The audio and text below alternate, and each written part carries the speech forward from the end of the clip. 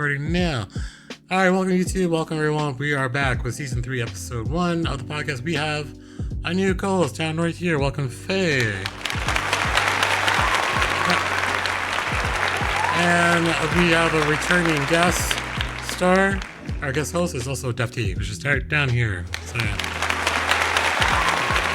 We also have the captured. I gotta not talk over the studio audience because they bring it up, but we have a capture studio audience. At the press of the button can do a couple of things. So welcome. All right, so typically when we start the podcast, it's usually kind of like an update of where you've been, what you're doing. And I know Faye was actually on the season finale, so we were talking. You were on the season. I don't even remember. Well, I'm just for a time. Well, I know we were talking, but it's like Faye's memory doesn't. She never remembers small details about things. I always remember stuff. She's like, oh yeah, about the cookie stream from many years ago that she was supposed to put up, but she did it. I did it. She did it. She actually did it. So yeah, but yeah, we talked. I think the last podcast we did was in. Was it October? Yeah, it was October. Yeah, it was right before Thanksgiving. Yeah, it was Halloween. Yeah, it's Halloween. So how's things been going since then? What have you been up to? What's been going on? Holiday mayhems. Not gonna be a Debbie Downer on your stream, but it's kind of a emotional time for me on the holidays due to family things. So I'm bouncing back now. We're good. That is good. I had a really nice Christmas. We had my in-laws come over. They visited for the course of the Christmas day and everything, like 4 days, 4 or 5 days they visited, and then they went back and what have you. It was really nice because my daughter, it's the first year that my daughter properly got into the Christmas spirit. She got up at literally 4 a.m. came into our bedroom and said, "It's Christmas and Santa's delivered presents," and it was just so cute. It was just gorgeous moment. So it was nice. I really enjoyed it, and yeah, had pork belly and all sorts of it. That's cool. So in terms of the last time we talked, also I moved into the new house still. Well, that's a recurring theme because I moved into last July, but the holidays encompass the reason why it's important. So we did. Did you decorate your house for the holidays? We did. Winter is with my roommate, so she lives with me with her 2 kids, and literally she's like a holiday centric. So we had Christmas trees, we had little lights everywhere, we had all the little knickknacks. Apparently when we go to the thrift store, it's a thing where you pick up knickknacks and like for like $12 and like every little tiny like Santa thing, Santa figurine, Santa thing. So we had everything decorated. You know the funny thing about that? The day after Christmas, they were all gone. Like literally after Christmas, they were like no more. But yeah, I think so. That was like up to I think right after Halloween, like literally after Halloween was like Christmas mode, and we were like straight into Christmas mode, even though before Thanksgiving started. But yeah, Thanksgiving was good. We had Winter's mom came up from Georgia, so she cooked Thanksgiving dinner. So we had turkeys and everything. So it was like good fantastic. Did you say Georgia? Yeah. We Georgia. She was out of Macon, so like at least 2 hours south of Atlanta. I'm sorry, did you just say Macon? Macon. What? What's so funny about that? Because that's not how you say it, but it's okay, I know what you mean. Oh, how do you say it then? You're putting emphasis on the second syllable. It's fine. I used to live in Georgia. It's just Macon. Macon. Okay. It's like bacon, but with an M. Macon. Okay, there you go. But she came up for Thanksgiving and then spent time with us. I've got an adjusted forecast. If you can't see, there's like a blur of a cat sleeping like on this bed here because they like sleeping in my bed apparently when I'm not on the bed. So, but yeah, Thanksgiving was good. Christmas, we were like buying stuff, and the majority of Christmas gifts were for the kids, so they all look really good. Christmas, they're like, oh, are you able to wake up early on Christmas? And yes, I was able to wake up early. But it's a cat. We had to sponsor the cat. You know, just like, oh yeah. But yeah, so we had to wake up early for Christmas and everything. So Christmas was good. But I think after the holidays, where it was like, all right, we're done with major holidays because like so much money. I think between Thanksgiving and Christmas, so much money just goes into both of those holidays, and it's kind of like there's so much going on. So we're to like a little slow down. So good. But all right, so that's pretty much the update. We're going to go into the first topic. So I don't know if you guys are football fans. I know I'm a football fan. I know you guys watch football. You're like, no, not really. Oh wow. All right, so this might be a little not a very long topic then. So Super Bowl is around the corner. It's coming. The Eagles lost in the first round, so we're rooting now for the Bills. But I guess since we're not rooting for a particular team, I know we're rooting for the Chiefs. Sorry, the Bills actually lost to the Chiefs. But yeah, the only other thing do you guys even watch the Super Bowl at all? Or is that even a field question too? What? Oh wow. I should have filled this question. Yeah, go ahead. I don't do sports. Sports I'm at so all? sorry. Oh, okay. I So, also will say that the American football side of things is very much isolated to America. There's almost no presence outside America. oh, no presence outside America? Oh wow, that's interesting to know. That's interesting to know. So like the only stance for a lot of people is like they never watch football until the Super Bowl, because Super Bowl is like jam packed with commercials. Like you have to probably seen the advertising commercials for the Super Bowl. They're usually over the top. They're usually something like really extravagant. You should pull something up, but yeah, like most people tune in to Super Bowl for the commercials. But That is well known about Super Bowl. A big chunk of it is to do with the commercial advertisements. It's really odd. It's like everyone wants it. It's so strange. And it feels like, there's a lot of like movie theater because exactly. there's so many people tuning for it. All video games, it's such a thing with the adverts. Everyone's Oh, wow. every channel is trying their best to create their adverts as best they can. Like they turn tunes to BBC, they only adverts programs. So for example, you watch, let's say, a program and then that program ends, and then it goes on to something. It never cuts in between the program and disrupts the actual program on the BBC because they don't want the they don't like adverts? That's interesting. That's interesting. They hate it. Yeah. US is like spans like there's like Budweiser commercials. There's like very epic commercials, like I guess epic commercials on different products, and like it's just like the epitome of advertising takes place during the Super Bowl because they know a lot of people are watching that game. So like before I like got into like sports, usually just watch the Super Bowl, only see the commercials that came up. But it is a very good marketing strategy per se, and definitely. Let me see if I can find one real quick for you guys. It's one of the things that they show up and part of the advertising and part of the reason why the Super Bowl exists because of the commercials. So let me see if I can pull one up real quick. And I gotta pull this up on the browser source. 1 second. Just worth chat when you just do our podcast. We probably should try put a video beforehand, but audio issues. So I didn't think about this until now. Let's see. This is the clingiest my cat has ever been. He never lets me hold him this long. He like asked to be picked up. He is chilling. He is so happy right now. I don't understand. I think I can help you with I that. have the one cat who's literally like not a cat, but he's like a rag doll, and he's like, this guy's alive, but he's so heavy. So I'm just like, well, all right. So heavy. Yeah, So, how big is your cat? You know, the beetle we arrived had this in conversation America before. at a One time second, when make my bigger devices so meant make it better. smaller because it's so People laughed at its size and ridiculous shape. They could barely sell them. But all of that was about to He's change. actually lying here. Let me see if I can turn off the Volkswagen has aired its Super Bowl commercial 2024 teaser. Bigger with better. the thing that you can This see was the milieu in which behind me. Volkswagen He's right debuted there, the actually. iconic Beetle to the There you go. U.S. He's public right there. to an initially tepid reception. He's out. No. If you haven't Fat already boy right subscribed to there. our He's channel, like hit the sitting like button around. and turn on the See, notifications. almost like sleeping behind me. A You little will be black. notified whenever That's we how big he upload a is, but video. yeah, it's not as big as your cat. Sorry. We had this talk before. Alright, let me see if I can pull this up and we could, the audio played. The audio probably did play. Alright, hold on. Let's see. Oh, this is from, let's see if we can find one from earlier. This is 2024, real 2023. Alright, so top 5 commercials you missed. Oh, you guys can hear it, so this is gonna be alright. See if you guys can hear it, and then if you guys pull it up and see what you think. 1 second.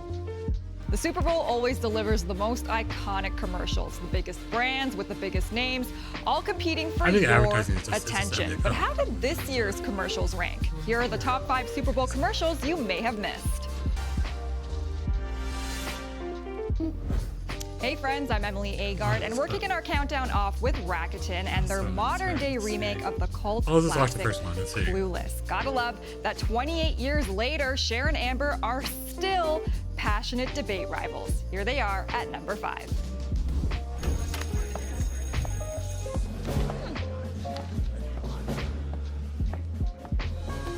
I used to be pretty clueless about shopping, among other things. Like when I heard I could save by getting cash back with Rakuten, I was like, as if. But then I was like, why didn't I do this sooner?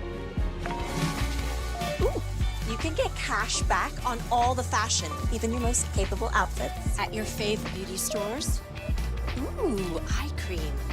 Not that I need it. And on pretty much whatever. Who put that there? In conclusion, you'd have to be butt crazy to shop with that Rakuten. Cha-ching. Hello. Do I even get a rebuttal? I'm sure. For me, I can't hear anything. Whatever. Okay. Aren't you a little old for high school? What?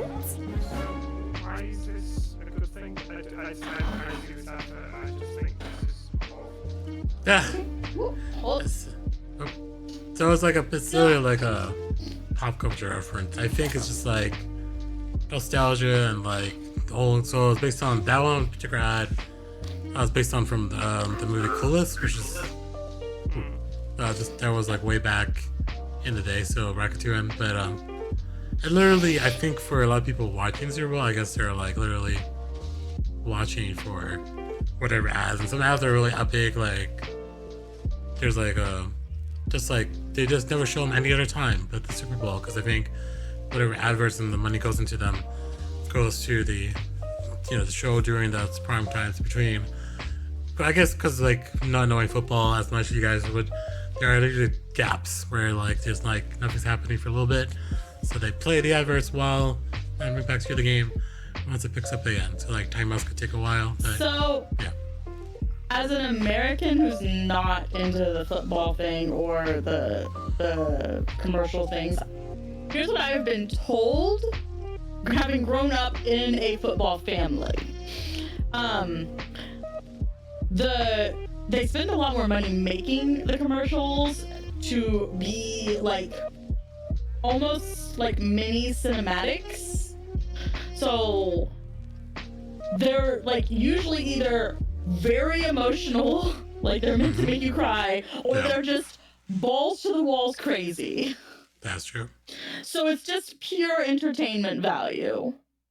And I agree with Deft on that. I don't get the point of like making commercials such a thing that we're like hyped for. But that's what I've been told what it is. It's like it's just they're pure entertainment. If they're commercials are made specifically for the Super Bowl. Yes. And if you make one that sorry. Tom, go ahead. That's fine. Go ahead. I was saying like if you manage to make the one that was the most crazy or the most pulling the heartstrings or whatever for that year, people talk about your commercial for months. So like they put so much money into making the commercial. Because they're all the advertisers are trying to one-up each other. Like, they don't even care about the game. They're trying to one-up each other for who made the most extreme commercial so that people will talk about it. And, like... it's crazy. Yes, it is. It is the most capitalist thing I've ever heard. It's very sad, but that's what I've been told it is. Yeah, so that kind of sums it up in a nutshell. So, like, it's a form of entertainment within the game while you're watching the game. If you don't know anything about the game, you watch for other commercials. So that's usually what occurs. So I should have checked with you guys if you guys are football fans. Apparently you're not, so that's fine. I'm surprised that you wouldn't know that there was no sort of football outside of America, because you grew up sort of Australia area and stuff like that. I'm surprised that you know, because you did, especially with so many kind of No. Yeah, you're correct. Probably that's a good point. I never exposed to it till I got to America, so it is pretty much isolated. Yeah, different sports. I'm asking because in Australia there's some sports that I never thought would be quite as big as now. Hockey's massive in Australia. Oh yeah. Cricket? That surprises me. Cricket's really popular. Cricket as well, yeah. Rugby? Massive. Is rugby massive in the UK? Rugby or no? Rugby's one of the national sports. Yeah. I think part of the problem for Americans not realizing that American football isn't popular outside of the US is I think most Americans are so, for lack of a better way to say this, uncultured when it comes to other countries' sports and things that they don't even understand that when other countries say football, that they're talking about soccer. Yeah, that's true. So I think that hear other countries talk about football being the most popular sport because worldwide soccer is the most popular sport, like on a global scale, right? And I think they hear football because we're like the only country that calls soccer. They hear football is the most popular sport, and they just think American football, and it never occurs to them that other countries are talking about a completely different sport. Because they don't watch it, they don't ever look to see if y'all have other teams or anything like that. Like, they only care about the NFL. So it just doesn't, you don't know what you don't know kind of thing. True that. Hold on, I'm just making sure. Oh. I like some of the other sports that the world is sort of introduced to. Have you seen the one? I cannot remember what it's called, but it's an Indian or Pakistani. Yeah, I'm trying to search that same figure. You've got I know nothing. It's like kicking. It's like kicking you can only kick the ball, but it's like a cross between football in terms of the kicking aspect, the English football I'm talking about, and the badminton, because there's a net right in the middle, and it's sort of like this, and it is fantastic because you've literally got to kick it over the net, and it's like. It's brilliant. I can't. Wait, what's the sports called? That sounds interesting. One second, I will see if I can get it for you.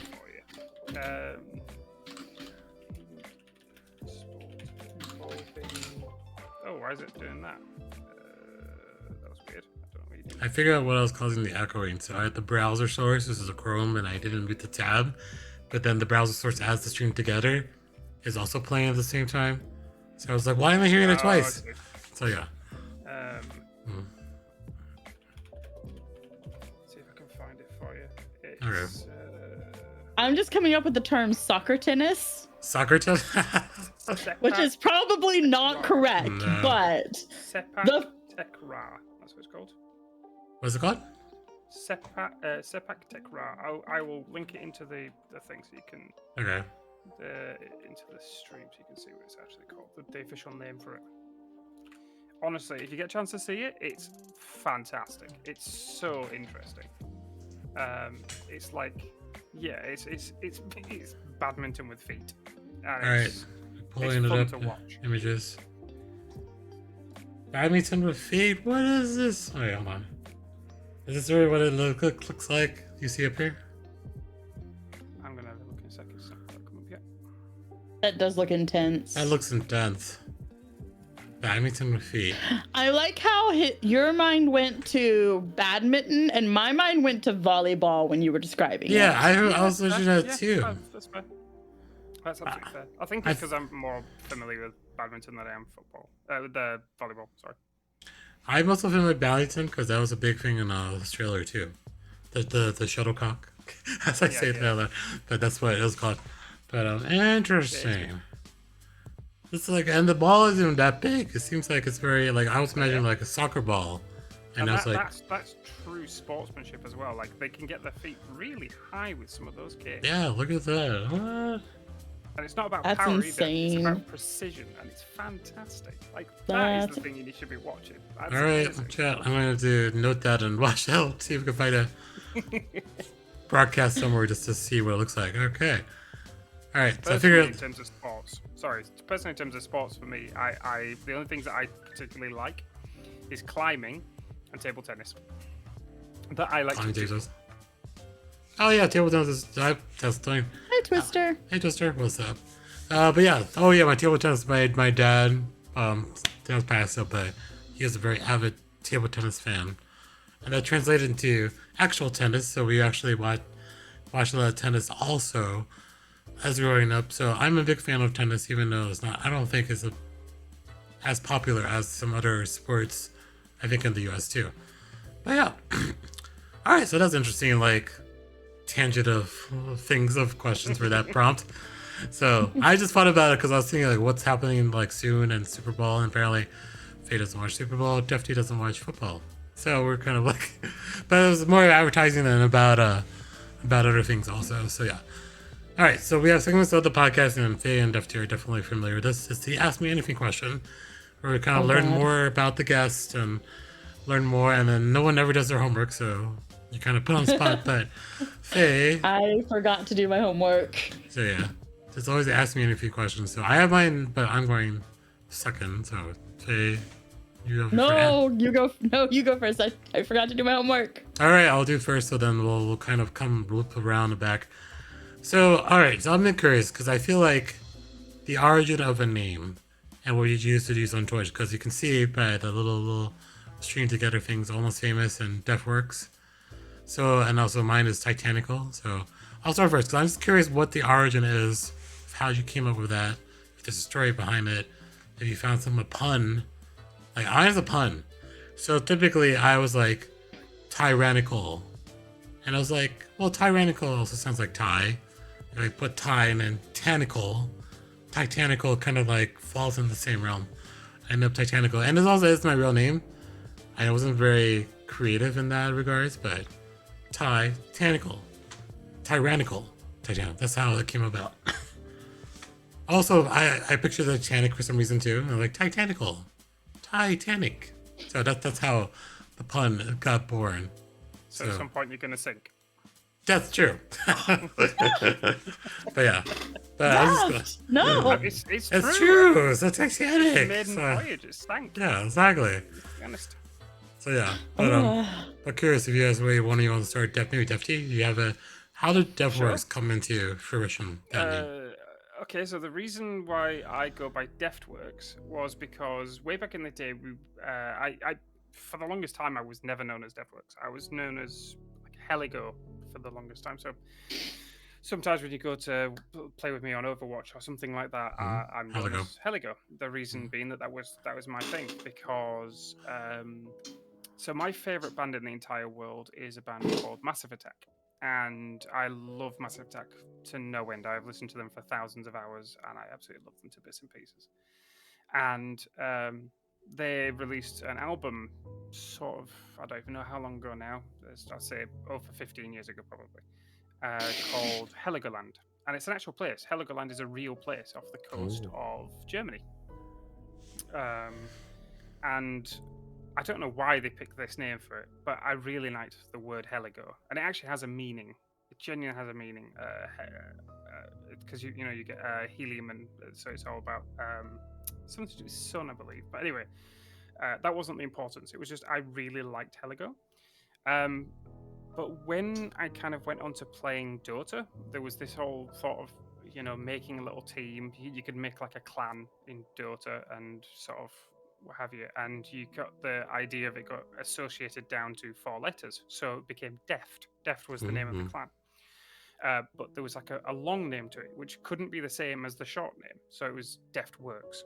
And for some reason, I just picked an E instead of an O because it just seemed more interesting to me, I suppose. And so when I kind of went into the idea of doing streaming, I much prefer the idea of something that was more already allocated to sort of like a group atmosphere in my head. So my group was Deftworks. So it was the idea people could come in and kind of join the works and join me and, all that went with it. So yeah, it made sense. It made sense in my head.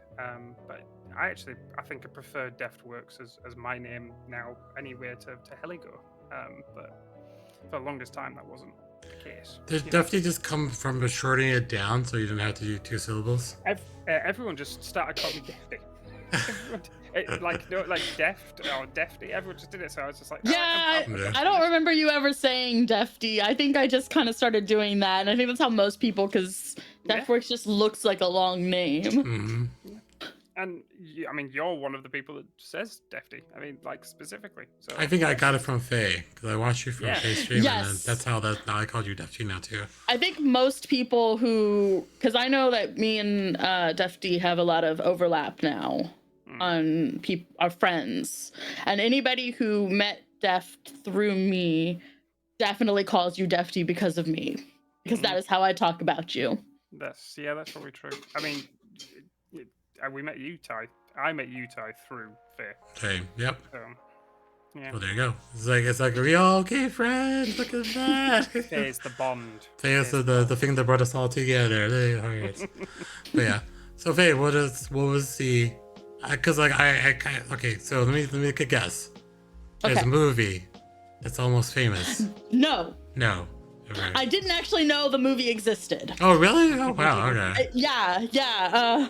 So I actually found out the movie existed like a year after I started streaming under this name. This is the only name that I've had since I've started streaming.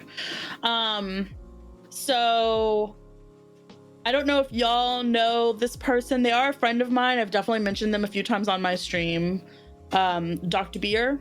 Mm-hmm. They don't really come and hang out that often, but so I used to play.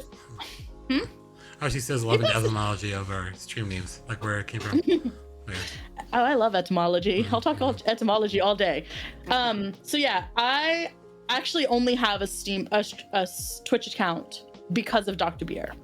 I was a guild leader in Final Fantasy 14. They ended up joining my guild. They told me they were a streamer and was like, do you let streamers in? I'm like, yeah. And I'm like, I'm going to be a good guild leader. I'm going to go support my person. And so I made a Twitch account specifically so that I could support their stream. And then that turned into them inviting me to do like Phasmophobia Fridays and things like that. And then they're like, well, people already like you. You should start streaming. And then they made a joke about how I was going to become famous. Well, my middle name is Faye. Oh, okay. So I was like, oh, well, that's just, and then I just thought it was funny to put almost, because I don't want to call myself famous. I'm not. It's just almost. Literally, it was just me making fun of myself. And then like a year later, I found out about this movie, and now everyone thinks that's where my name came from. Never seen it. What came first then? Was it the movie or the name? I'm going to assume the movie. Okay, wait, let's check when the movie came I'm out. gonna bet the movie's been out for many, many years. Okay. Because for the first, like... 2000. Yeah. 2000, okay. Just never heard of it. Just never heard of it? Okay. That's what my guess, like, because, like, that's where Almost Famous, like, pops in my head. I was like, it's the movie that had, what's her name? I see her, and I just remember, what is her name? That actress. I don't know anybody. Kate Hudson. Kate Hudson, yes, that's the Kate Hudson. So Kate Hudson was in that. But yeah, so, like, it's interesting. I'm supposed to know that person. You don't know Kate Hudson? Have you not seen Kate Hudson in any other movies at all? I have no idea who that is. Kind of out of the loop a little bit these days. Yeah, I don't think she's like. Even looking at the picture, I cannot think of a single thing. I don't think I've ever seen a movie that person has done. All right, let's look at movie etymology. Let's see. To be fair, I don't know any actor or actress's names for the most part. Okay.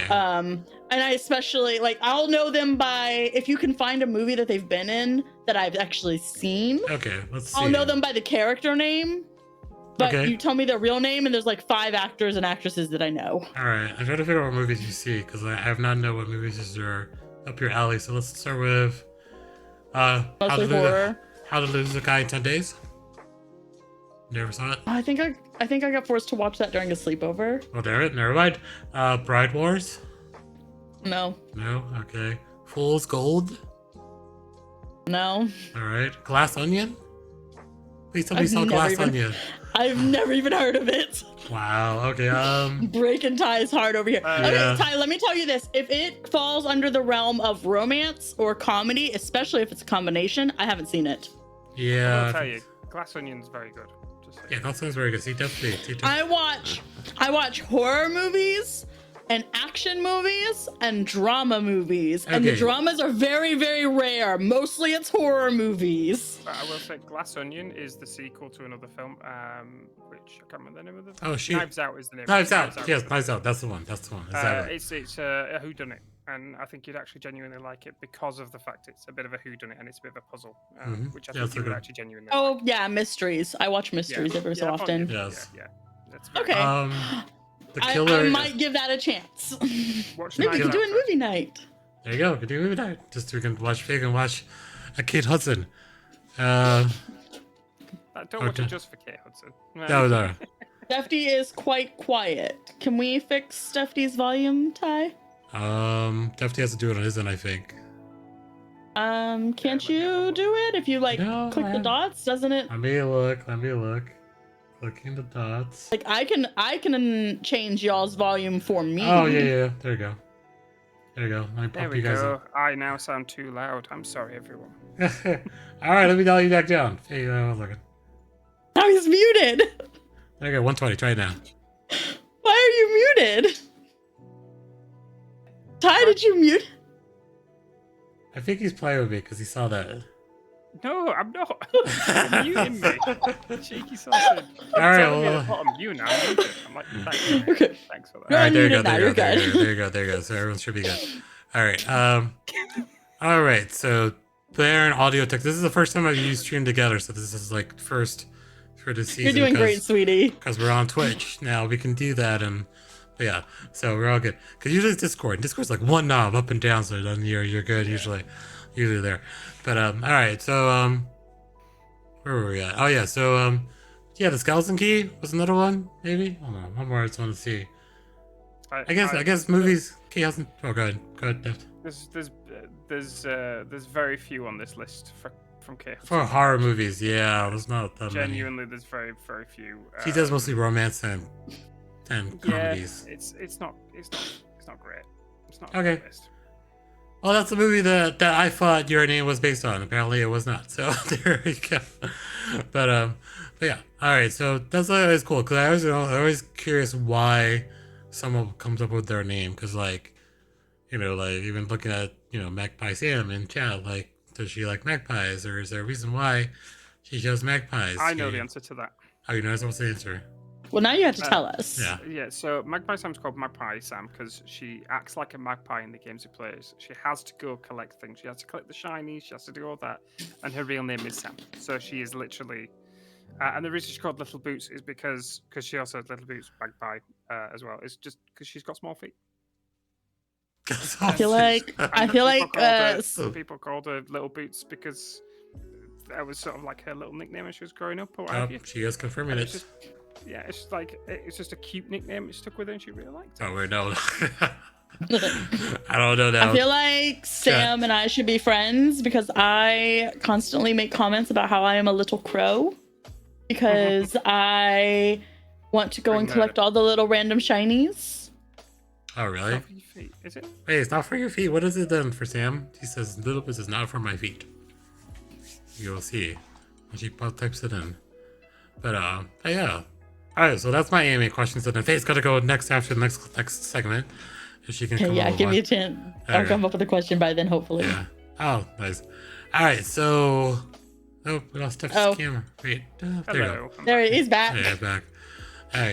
Alright, so we're going to go into another topic, and I know we talked with Defty before because Defty's he's a voice actor, and this is a topic that came up because I think like playing the finals and realizing that all the commentary from the finals are from voice actors, like certain words being taken out so that they can have voice lines, and there's a lot of uproar about it because like people are like, well, do you support this? It's AI voices in games, and like being that we're all gamers and we all appreciate a good voice actor in games, like is there anything like, is this the future of acting? Like it's going to be, because I think Defty commented on before, like AI is probably going to be like in the forefront of a lot of actor. What do you think, Defton? It's your topic, so what do you think?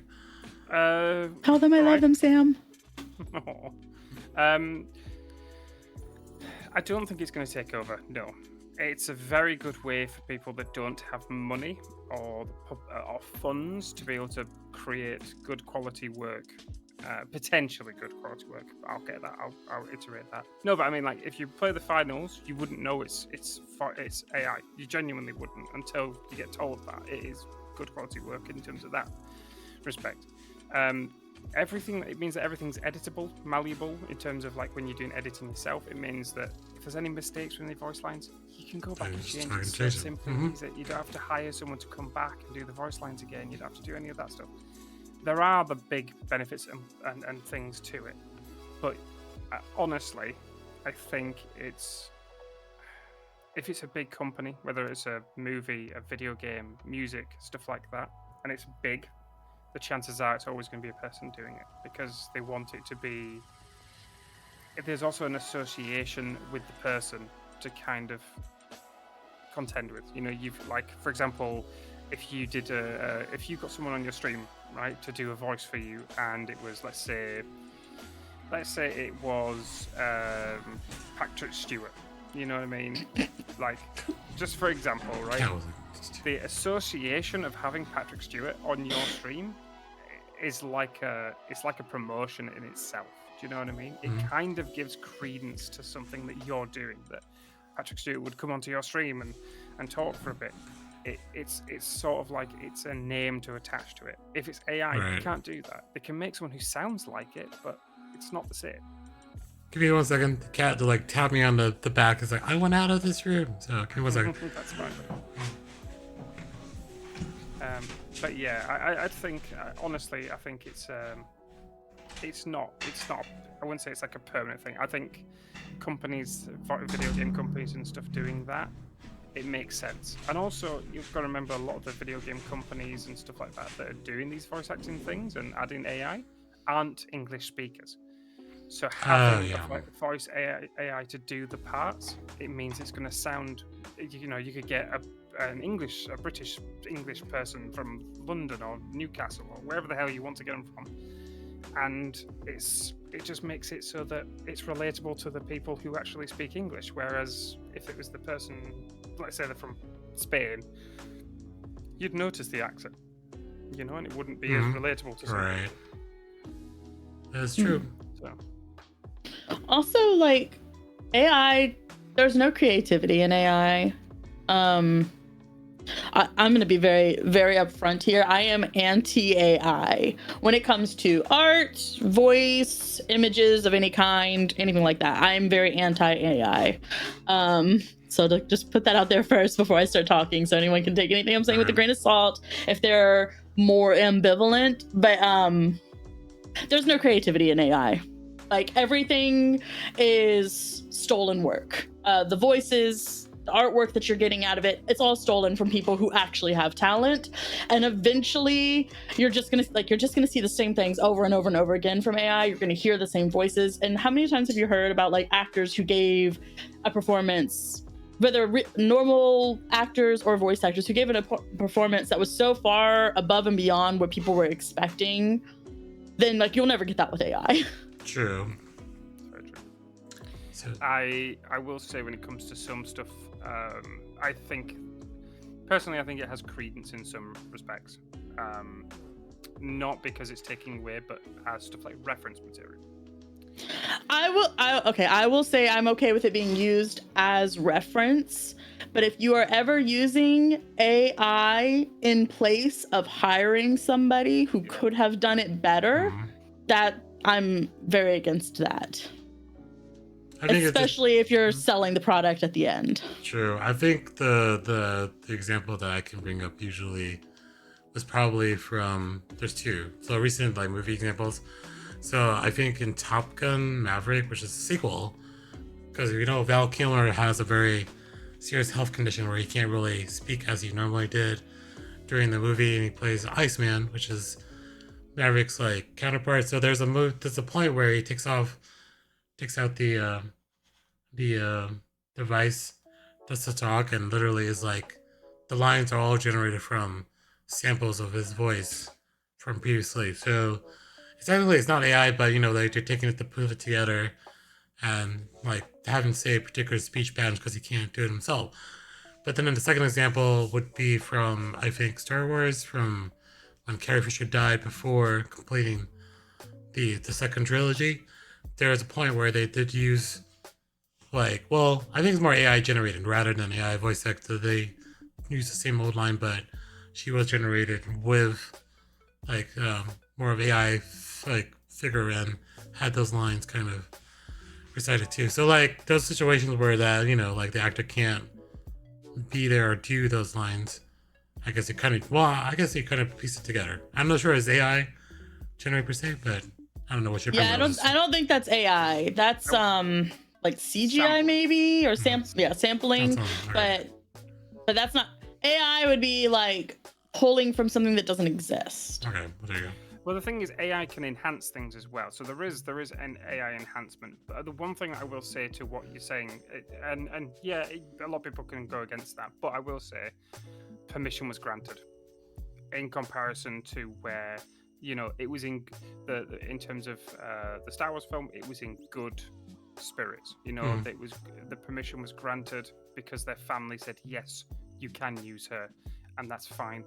Because if she was there, she would happily do it herself. You know what I mean? Sure. She was Yeah. she loved that franchise. The thing is, I can't remember who it was. Who did you say it was for Top Gun again? Oh, it was Val Kilmer. Val Kilmer. Yeah. I mean, yet again, permission must have been granted in order to do that.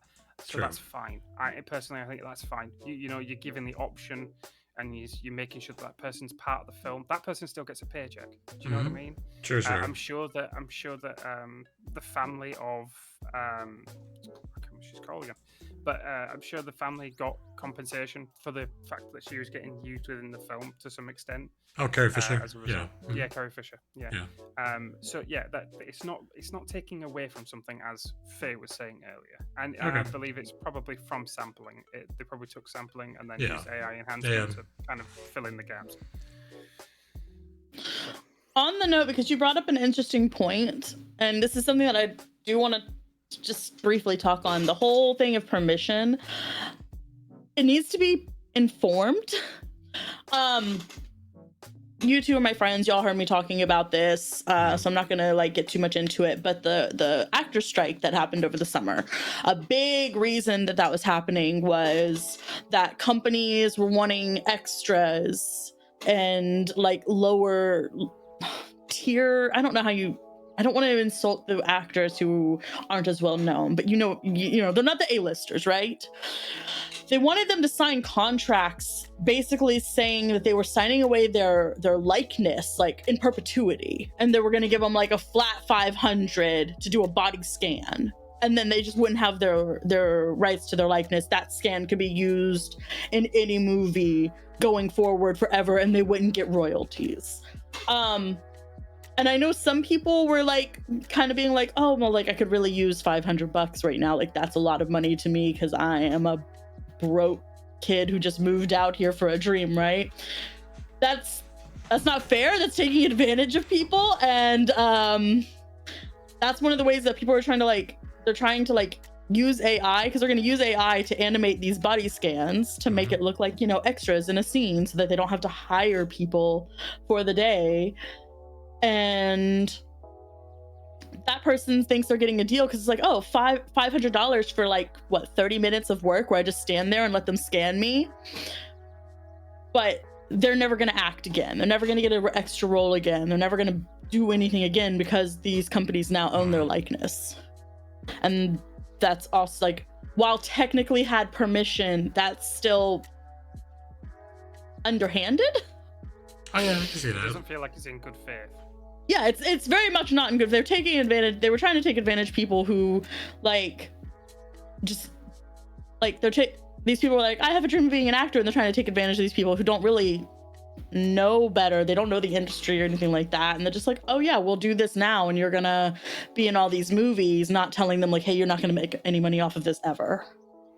I will say the worst part about that, in my opinion, isn't even that. It's the fact that if you sign yourself away in perpetuity, then you don't know what you're going to be doing on the screen. That is true. Mhm. You know, let's say you go 10 years down the line and, you know, you get represented as bloody Hitler. You know, you're not going to be wanting to be that person. Do you know what I mean? That you want to show your face for something that you did 10 years ago as a backfired, you know. That's not good. Does this come up from a topic from what was it, a Black Mirror episode? I don't know if anyone's seen it, but it's literally I literally saw it, yeah. you see it, yeah. So Selma Hayek likeness was taken and she was put into a sitcom, and like it's like levels where like the lower level of it was like doing stuff and her life was kind of being copied, and then making Selma Hayek do the same thing, like whatever her likeness was, and like, oh yeah, I'll show up in an adult movie, as Sam says. But yeah, it could be like anything, like, and like one scene such as described graphically was she defecated a church and made Selma Hayek do it the same thing on the show. Oh, right, yeah. I did see that. So, oh yeah, that comes. It's weird how it all came from Black Mirror, to be honest with you. I think I can't remember the name of the guy is that came up with Black Mirror. He's an English lad, and he's really good at thinking of these. I mean, originally, I don't know if it was him that came up with that one specifically, because the Black Mirror label now encompasses other creators into it. But it was originally just this one guy that kind of thought of the idea of bringing together these weird ideas and making them kind of happen. But yeah, just the idea of the creativity that went into making that episode and how much of an impact that episode has had on the industry is crazy. True, that is very true. So, but yeah. But sorry about break. All right, so Iris coming through Twitch, folks. So it'll be just a minute and a half. But so Faye, what did you think about your question? So do you have an AMA question that you got a little 90 seconds to kind of like linger in your thoughts of what? Because I know the last time one of your good questions from previous episode, if you don't remember, was conspiracy theories. Back in there.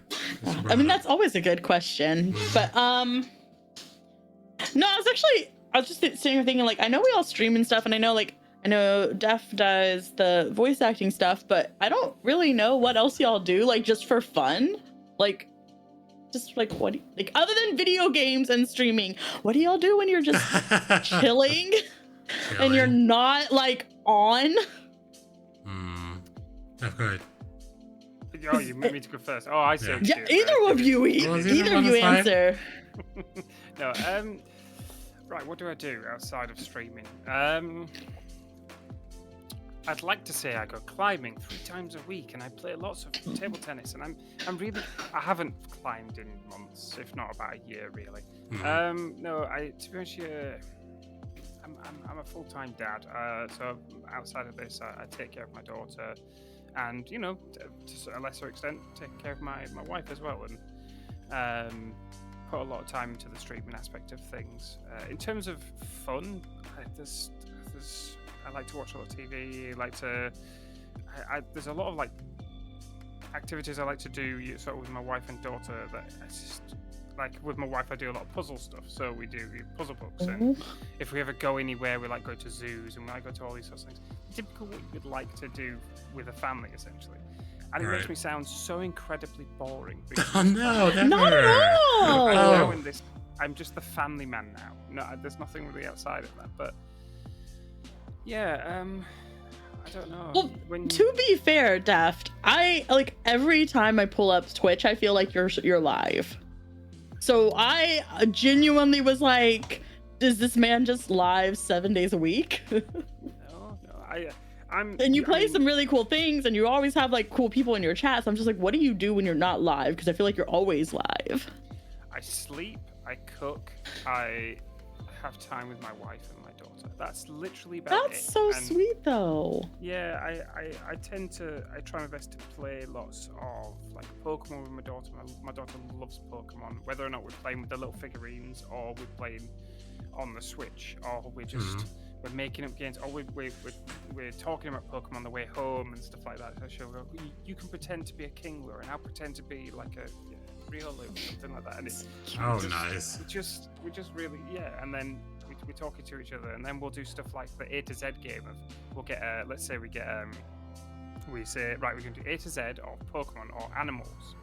And it's like, so you've got to go from A all the way to Z, and you've got to think of like an animal for each. So like, okay. So A, you do ant, and my daughter might go armadillo, for example, or something like that. And we get all the way to Z, and then we'll go through with Pokemon, and you know, we just do things like that, where it's just little things to fill the time that are not boring. It definitely gets your head thinking, and it does bring you closer to the people you kind of genuinely with, because they're invested in that conversation with you, invested that time. My daughter and I, we made a list for last weekend. I'll tell you a few things that are on the list. We wanted to play some Cow the Kangaroo, which was on the Epic Game Store like a few weeks ago. It's a really good game for playing with kids and stuff. We wanted to do some game development. I'm trying to get her into Godot, which has like a game development video nice. You can go through.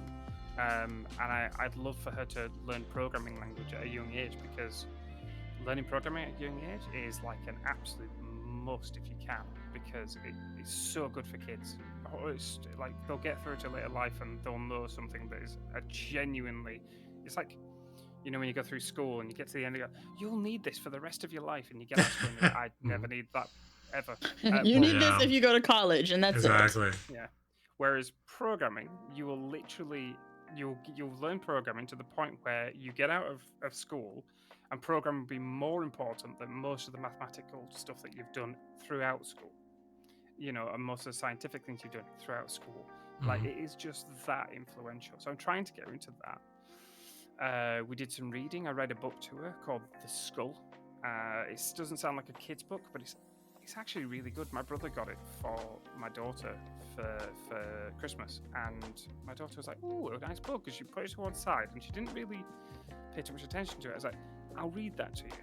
And we ended up sitting down, and I read half the book in a single session, and then the next half. It's not big. It's not a massive book, but it, you know, good 15 minutes per half. And she had genuine questions about it and stuff, and it's sort of like me just trying to, just trying to kind of be fatherly in answering those questions. And my daughter genuinely has. I always celebrate the idea of my daughter having questions for me, and so I'll get pulled to one side sometimes. She goes, "Daddy," like she'll say something like, "Why is it that boys' boxers have the hole at the front?" You know, like things like that. And it's the question that she wants to ask me for some reason. Never my wife. Never mind. And I'm like, that's a good question, and I will answer it for you. But you know, she's never got any embarrassment about asking me a question, and that is key in my opinion. Just having that sort of thing. With my wife, it's there's a lot of puzzle stuff that goes on. We like to watch a lot of TV together. You know, we spend lots of time together. I give her lots of like foot massages, and we like do Wordle every night that we can anyway. We do just spend time together. You know, I'm a big hugger and cuddler, and we both are. So it's a big plus. Just having hugs and stuff like that. So. I don't know. Definitely is the facts felt. That's true. Sorry, Sam said it. I always redeem a fact when it's Deftwerks chat. Does the facts redeem? So always every time. You always do. Yeah. Out of curiosity, oh, there's a facts book. There you go. When did that start though? Like, how did you did you just have the book and you're like, I can do this as a redeem? Well, the reason that started is because one of my favorite. As I've grown up, I love facts. Just 100% just love facts. I love curiosity of just the world around us. So I like stuff like QI on English TV and stuff like that. And so anything that's a kind of fact for me that sticks in my brain, genuine, just absolutely sticks in my brain, gets lodged somewhere, and all of a sudden I just think of a fact. But I didn't want to be unprepared for the streams. And I already had books, like I have QI books, which are not here right now, that have like 1,000 and something facts. So I thought, well, it'd be nice and easy if I just did like a little redeem, and I could be, if I'm put on the spot, if I can think of a fact, I'll think of a fact, but if I can't, I'll just bring out the book and just get maybe two facts out or 4 facts out, something like that. Gotcha. And it worked. It worked an absolute treat.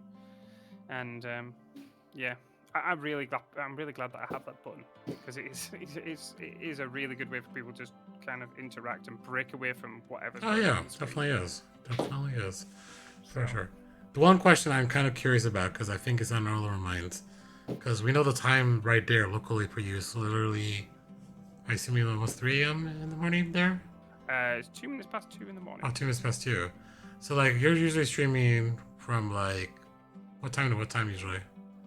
Usually I stream 3 hours ago from now as my kind of normal start time, but I quite often start an hour earlier or what have you. Yeah. I am a night owl.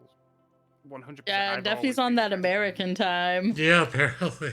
I'm massively a night owl. Like, honestly, I'm happiest at night. I remember going through sixth form and literally getting 3 hours of sleep, 4 hours of sleep a night, and just getting up the next day to go to sixth form.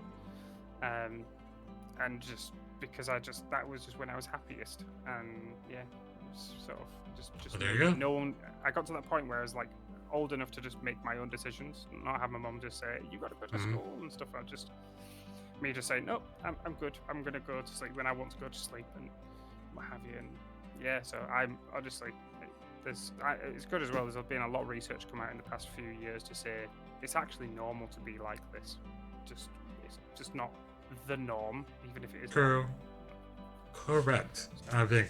But yeah, interesting the fact, because like, I think every time I try to do a schedule or do something with you, it's like, it's gonna be that early. Late. I'm like, is that not late? And you're like, no, it's fine. It's fine. It's like right around the middle of the whole when you're online. I will get into bed in about 5 hours. 5 hours? Oh, okay. All right. Yeah, I know that when Defty and I were streaming Scarlet Hollow together, this is about when we started for the night. Oh, bye, Sam. Thanks for staying. We'll watch the rest tomorrow. Okay, well, it'll be about tomorrow, and it'll be on YouTube. And if you want, hold on. Sleep well, Sam. Night, Sam. Just in case. Have a lovely night. It's also on Spotify. Hold on. I gotta throw this things in the chat just in case. It's gonna be published on Spotify once I edit it down and throw it into the thing also. So yeah, but interesting to say. Yeah, you're definitely a family man and do a lot of stuff outside of stream. Yes. So what else do I do? Okay, so besides playing video games and on computer all the time, and if you saw my setup of 4 monitors, you're like, what the hell? Why do you have 4 monitors? I just have 4 monitors because I like looking at screens, apparently. Wait, how many do you have? You counting your monitors, Faye? So I've got an extra wide monitor, 2 monitors stacked here, a teleprompter, and a TV that's hooked up to my computer. Oh, there you go. There you go. About the same as I do too. But, I don't know. I like. Oh, you have 2. There you go. Well, if you're on Discord, you can see the setup. Well, somewhere in there. But in terms of like what I do outside, I guess. Well, currently I am not working, so I don't have a job. But I'm looking I have a second interview next week, so hopefully that will be fruition and be a remote job. So I'm anxiously waiting to see. That is kind of fits up my alley, is on my expertise, and like it's a managerial role, and I just have to kind of play liaison between all the teams. So hopefully I can manage that. But other than that, like I usually like finding stuff outside. So the reason why this is on the Thursday, not on the Friday, because Friday we're going to the tattoo convention, which is in Philadelphia. So we're going there, but it's also at 2 o'clock. So hopefully get tattoos and not get exhausted by it, because we also wanted to go to, there's this boat on the Philadelphia called the Mashulu, which they do a DJ dance party. I am really old to be out that late, chat, just gonna tell you that. To be out old and be out like 2, I'm not a night owl like Defty is, but to be out at 2 a.m. in the morning, I get tired really quickly. But yeah, but it's like a dance party out. It's actually on an old boat that's converted into like a restaurant. So like they have one side of the deck where they do a DJ booth, and it plays onto this floor area where you can just, dance, get a beer or a drink, and just party your life away. I like plenty of stuff. Like I find stuff online. One of the events I found like a couple months ago was a outdoor movie in a cemetery where we watched the what was it? The Witches of Eastwick was the movie. So watched that in the cemetery. Yeah, I've heard of that. So it was pretty cool. After that, I planned stuff like going to trips, like just going out and doing stuff outside of stream. Like we went to New York for for Christmas, only for a day. So like went up there, we braced the crowds. We walked into was the Rockefeller Center during Christmas, where just so many people, like sardines, walking around trying to get through that. So like I just try to do kind of like exciting things outside of stream.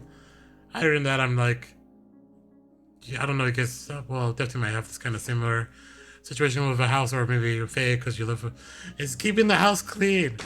Because when you live with 2 kids, man, it's literally like there's stuff I have to clean up after. And they don't like taking out the trash. No one in the house takes out the trash except for me. I don't know why that's a thing. But apparently no one wants to go up and walk, put your shoes on, go out to the trash can. And then the funny thing about this, what I had to explain to them, it's recycling. Apparently, down south, they don't recycle as much as up here. I don't know, Faye. This is true. It's true? This is true. I don't know why it's a thing up here and not down south, so it's like separated. And then like, I got the questions like, we're not going to reuse these. I'm like, no, we're sending them to somewhere. Okay, so one reason is we have to pay extra to get a recycling can. Oh, okay. So a lot of people aren't going to do that because like most of us can barely afford to pay for the normal trash, let alone pay extra for recycling. Yeah, I know, Deft. I know. Don't look. You have to pay for the bins yes! taken away. It's America. Yes, they Wait, do you charge have to pay us for as waste? a service. Like You rubbish don't pay for for waste disposal. That's why you pay tax. what? Well, yeah, that's true. No, and I was aware of that. That overseas, most countries, it's a service that just your country your government provides. It's like having firemen. You don't pay for a fireman to show up. You don't pay for the trash people to take your trash away. Like that, and that makes sense. But this is America and we're backwards. So we have to pay the company to come take the trash. Okay? Duff is like, I am never moving to America. You guys have everything backwards and upside down and turned around. It makes no sense. You're like advertisements. You have to pay to take your bins away. You have to pay to survive in healthcare. In any way, shape, or form. There's no free. Nothing's free. Yeah, exactly. You have to pay for so many things in your life, and then I can't help but just remember there was something a post going up. The price of something's going up so much, and then food. It's like it was something to do with food. It was like the food is going up so much, and your food was so cheap. The cost of basic necessities of food has like tripled in the past like year and a half. It's crazy. It is crazy. You've got the weirdest system. They're here first. Capitalism. And you can't even have proper holidays. It's like the idea. I need to take some time off for a holiday, and they go, "You what? Excuse me? Have to take time off?" So from work? you correct me if I'm wrong here. I was informed recently that like overseas, the starting point for like guaranteed time off is like 40 days out of the year, right? It depends entirely as to where you work. Legally, if you work a full-time job, I think it's a minimum 13 days. However, it completely depends where you work. Like in England, a minimum of 13 days.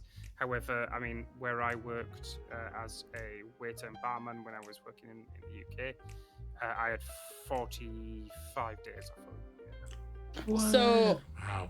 After working where I work for a year, I finally became eligible to even have vacation days, and I only get 7 days. Never move to America. That's what we learn here on the podcast. Move everywhere else but here, because there's a lot of things that are backwards. It's this system in the head of them saying it's a privilege to work where you are working right now. That is how it goes. And it's like, no.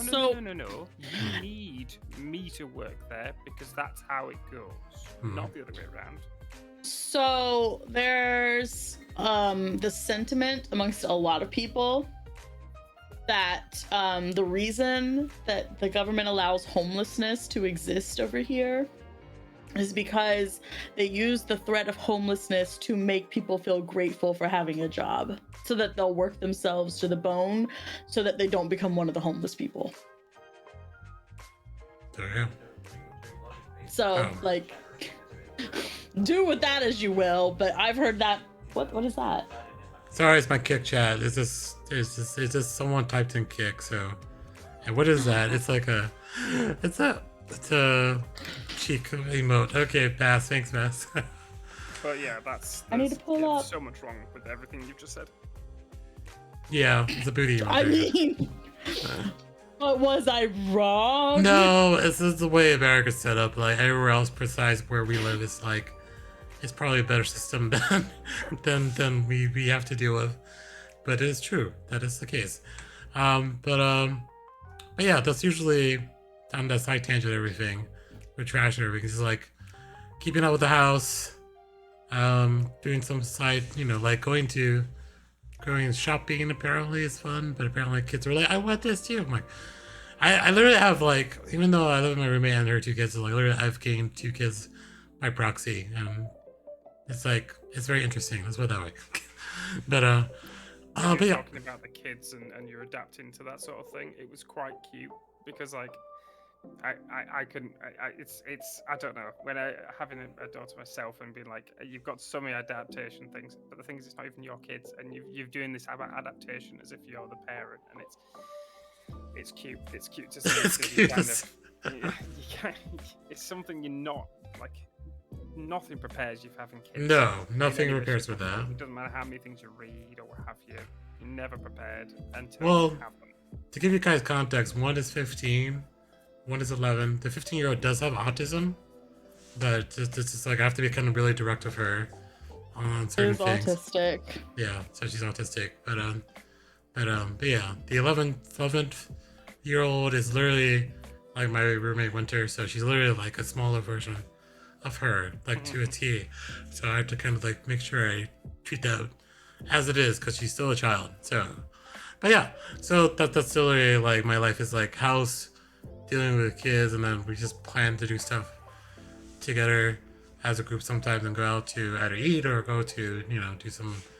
And they're literally like a big part of my family. So like, it's like family event. I drag them along to a family event. So it's now me and 3 other people. So I multiplied. Not just me. You just take me by myself now. It's usually me or 3 other people you have to contend with. So it's interesting to say the least. And I think for them, it's just like, it was a good move for them overall. So, like, it's better than being in a church. Yeah, we only do this once a month. So, once a month. But we're starting up again.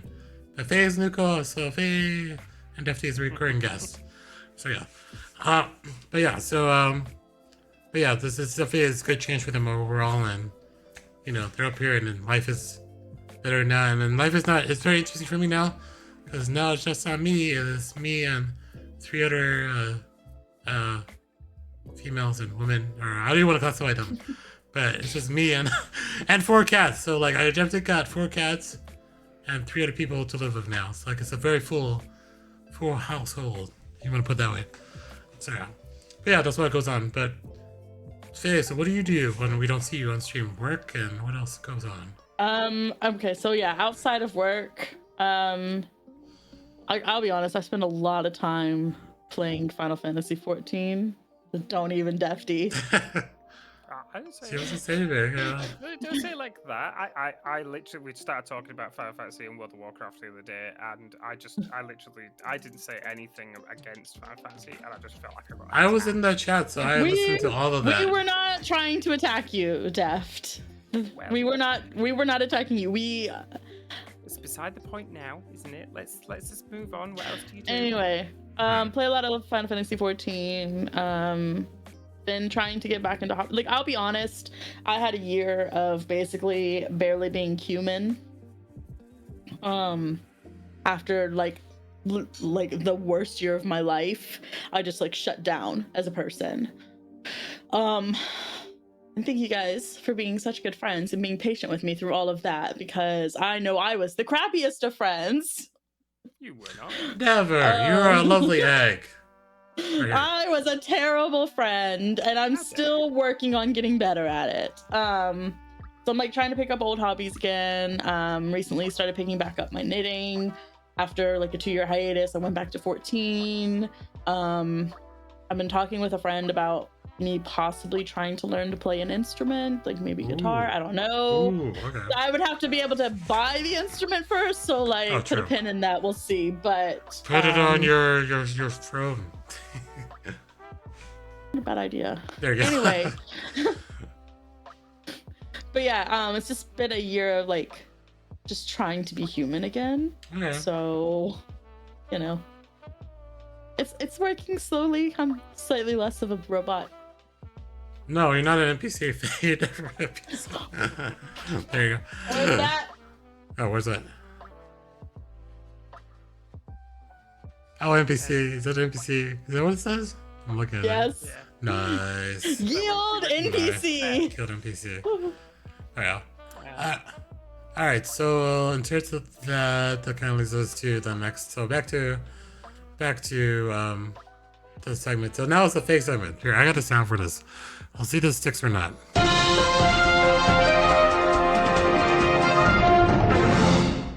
Well, it's loud on the stream, I apologize. But yeah, there you go. Let's see. Oh yeah, I realize the soundboard is actually loud. I gotta turn it down. That's the loud sound, but there you go. Very loud. So the fake segment is really similar to Purpose when he went on a tangent about what's going, what it's like, it's fancy. So I gave Faye the openness and gave her like ideas. Oh God. So what was your topic, or what do you want to talk about? I genuinely still don't know what would be a good topic for this, because I've thought of one. Go for it. If you two were to move out of from where you are, okay, I'm just thinking considering you. I'm not saying like with who you're with or like family or anything like that. If you two move outside of the US, specifically outside of the US, where would you like to go to visit? Would like to live? Where Oh, is this your AMA question? Yeah. Okay. So We're flipping it now, I guess. Yeah, we'll flip it around. I'm giving I'm giving you time. give you time to figure it out. There you go. Go on. I mean, this question, like, where would I move in the world? Yeah, just where's always stood out as being somewhere. Hands down, Japan. I would figure it's gonna be Japan. Yeah, without a doubt, I would go to Japan, and it is not for the reason that people always seem to think. Oh, what is the reason then? Because people always think that it's like, oh, is it like because you like anime or stuff like that? And it's like, no, actually, I have wanted to move to Japan since I was 5 years old. Before freaking Sailor Moon ever came over to the US, because my dad worked for a company, a telecommunications company. They did a lot of business with companies over in Japan in the like early mid 90s, and the position that he got at that time in my life was basically the contract escort. So like, I don't know if y'all know this, but Japan is notorious about being a little bit like behind. Like, they still use fax machines instead of email. So they weren't even gonna fax contracts. So my dad would have the briefcase that had the contract. He would fly to Japan. He would stay there for like 2 to 4 months, hashing out the finer details, get the signature, escort the contract back. And then the whole time he's there, like, they have him in a hotel. They have a translator that's assigned to him who's staying in the room right next to him. So every day the translator comes out, gets my dad, stays with him all day, going around doing whatever they're doing, and then drops him back at the hotel room at the end of the day. He was like literally not allowed to be alone. And then he would come home and he would just have all these stories of the things that they had done when they weren't working. So like, he went there over the summer one time and he was telling me about all the like the street festivals. Apparently there's like a ton of street festivals during the summer. And like, he brought me back a little like yukata and some tabi shoes and like my first set of chopsticks. I learned to use chopsticks when I was like 5 years old from my dad. And he always just spoke really highly about the country. So I've always wanted to go there and see this country that my dad seemed to love so much. That's a good answer.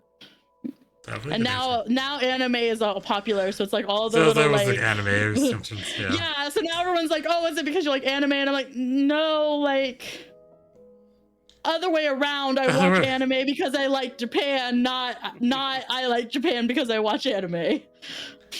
All right. To see how I would phrase this. So place-wise, like, I don't know if I have a place I would want to move. Like, I feel like the one thing about moving is kind of very finite wherever you go. But if I didn't have any, like, okay, I think I'm gonna kind of twist this a little bit. So not necessarily into a place, but I've watched a lot of YouTube videos about van life.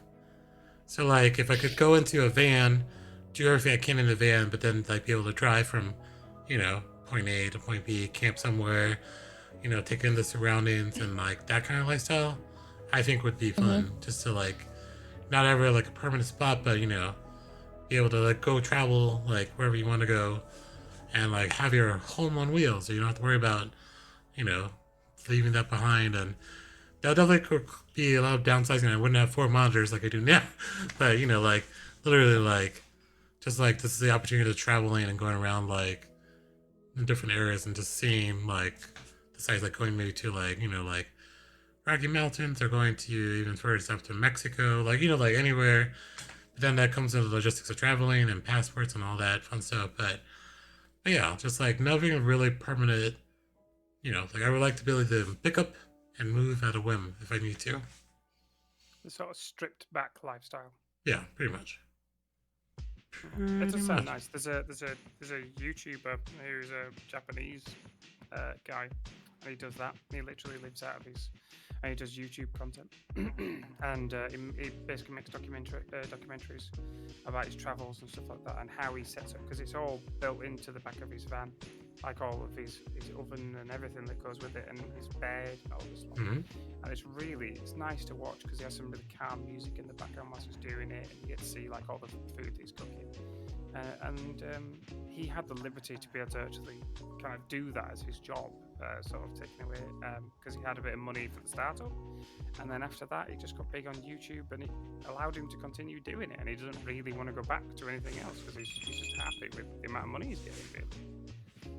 So yeah, I can understand that quite a lot. Yeah, I mean, I wouldn't want to do it myself. I like having 4 walls and things. I can completely understand.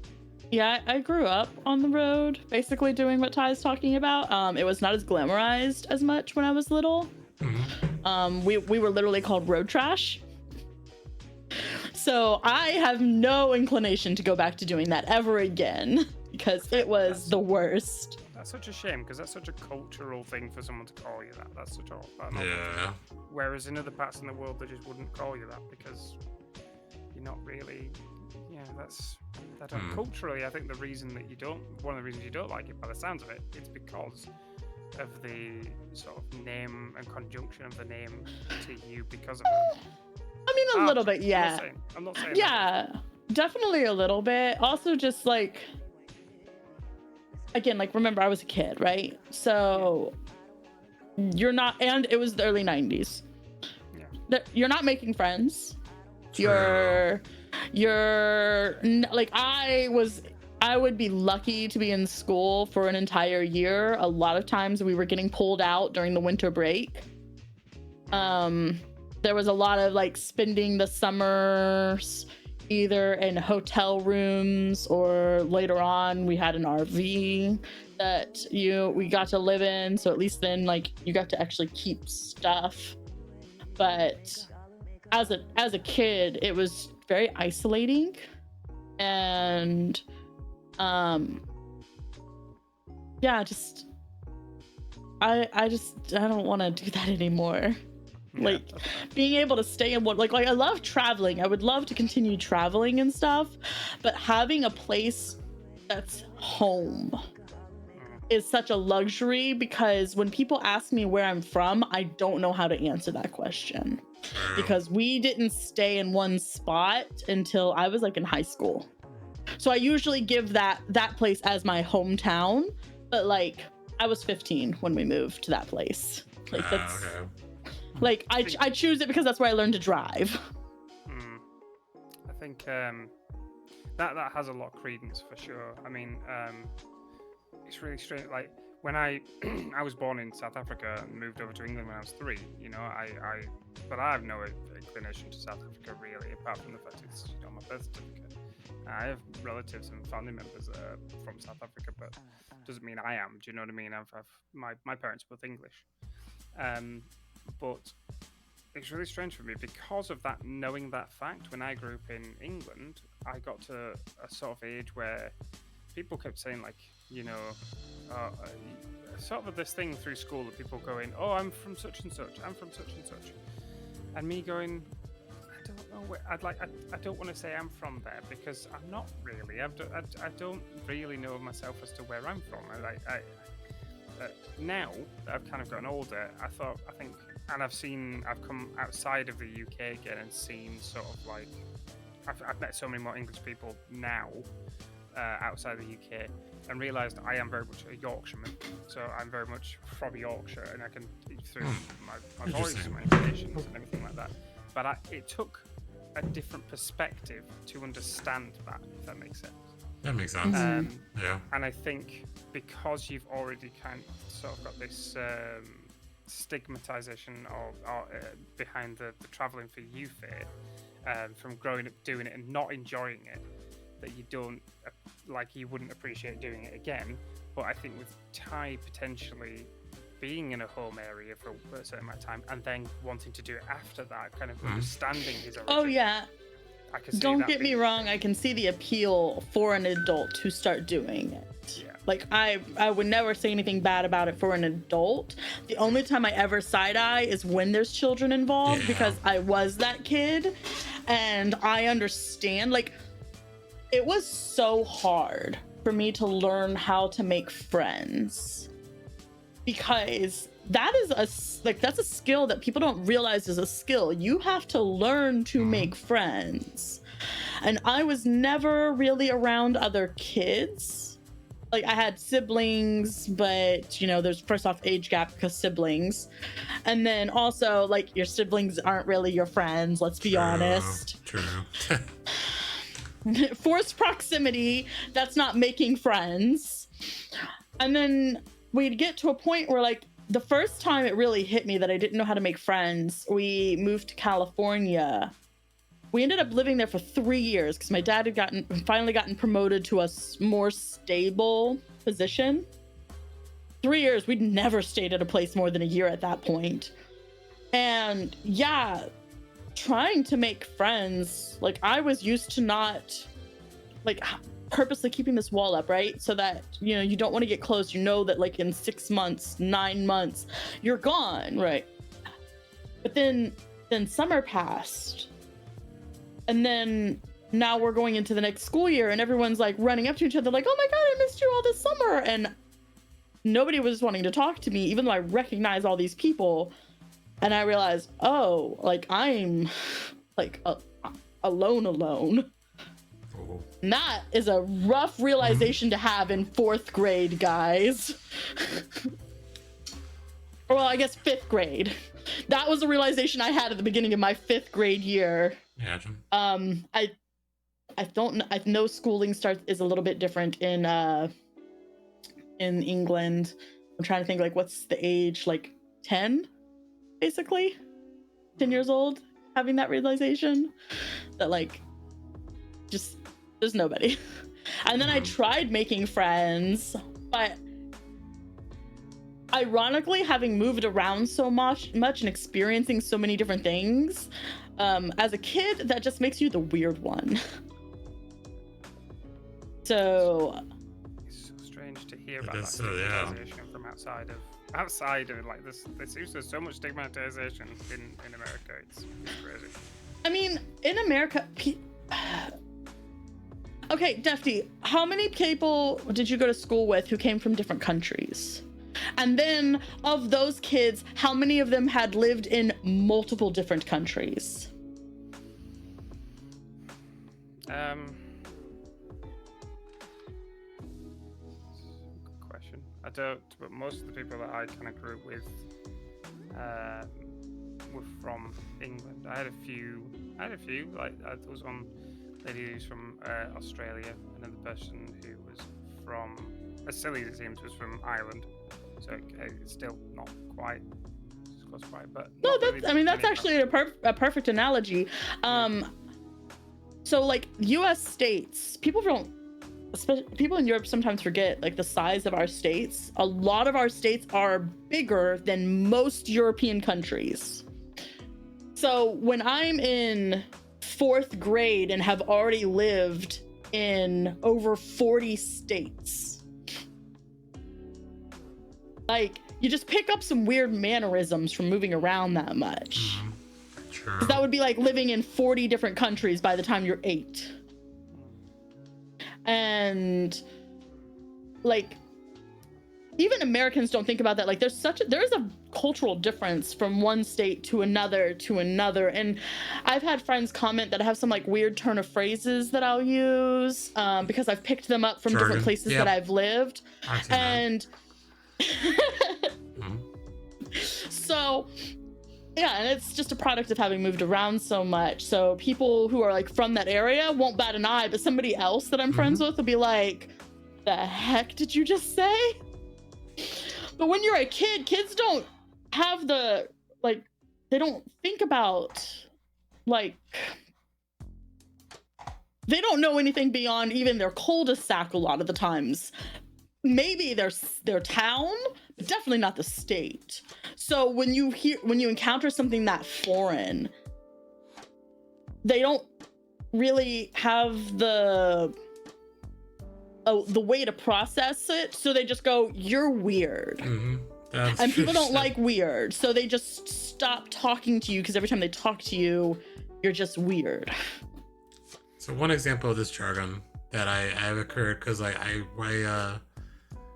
one summer I worked in California for a summer program as a teacher. That was like during my college years, and then I got there at one point and there with the kids. They're like, "That's so sick," and I'm like, "Is that a bad thing?" It's like, "What do you mean that's sick?" Good. That's a good thing. So then I was like, "That's like never on the East Coast I've heard that terminology used, sick." But when you go to the West Coast, that's a good thing. So that's why. Then being an adult doesn't really bother me as much, but yes. So I actually have a funny, it's not a funny story, but like a realization that I had, I guess, with that. So on the East Coast, calling something the bomb is good. But on West Coast, you talk about things bombing, and that's bad. So I made a move from California to Georgia, and I hear people talking about things being the bomb, or they'll just say that's bomb. And I'm thinking, oh, that's bad. And they're like, no, that's amazing. That's good. And I'm like, what? Are we speaking the same language? I know, exactly. Deftwerks is like, what is this? Deftwerks is the UK have anything similar like that? In different areas? I think the thing is, right, you know how you were saying before, people don't realize how big the states are and stuff like this. Okay, yeah, that's fair, understandable. But the thing is, when you go to England, or in fact, even Ireland, France, Spain, it's at least in America, for the most part, 90% is English to some extent, or that sort of idea. If you have someone here that, like in England, that has like a transfer student from France, I mean, in fact, we had a Belgian lady who joined the school for a year. There was never stigmatization attached to her. Like, and that's even, I'd say that's even more outsider than you being from here, there, and everywhere, because there's a stigmatization of just the language as well, not just the idea of, oh, you're foreign to us. Well, counterpoint, the fact that there's a language barrier might actually be part of the reason why it's not stigmatized. Because when you don't speak the same language, it's so obvious that they're from somewhere else and that those odd mannerisms are just a cultural difference. But when we are all speaking the same language, and a lot of Americans do think of us as supposed to be like this homogenous culture, and they don't realize that that's not true, it does seem more weird, like, because they think, oh, it doesn't matter that you just moved from across the country because we're still just one country and culture should be the same. So if you're not abiding by what they see as a cultural norm, they think that you just are against the cultural norm, not thinking about the fact that maybe you're abiding by where you moved from, because that doesn't occur to them. Another counterpoint you don't know how much the English hate the French, right? And anyone that speaks French, they're disliked in England. I'm just saying, just telling you, right? So. Hey Ty, do you want to inform him about the intense rivalry that happens between states over college football? Yes, of course. Football thing, yeah. Sports getting involved in normal day life is weird. It happens in England as well. Yeah. Like football teams, I mean English football, soccer, I suppose. Teams just being like at each other's throats and people having violence to do with them. It's just like, oh, true. All this exists in the world. No. I'll have to see if I can find it again. If I find it, I'll send it to you guys. But I once saw a map that was made by some like university students that had put out like a bunch of polls online to see which states hated which other states. Mm-hmm. College football is like the Ivy League and everything. Every different area, like what do you call it, like Harvard to like Texas. Like there could be many. I don't know. Faye will have to come up with one.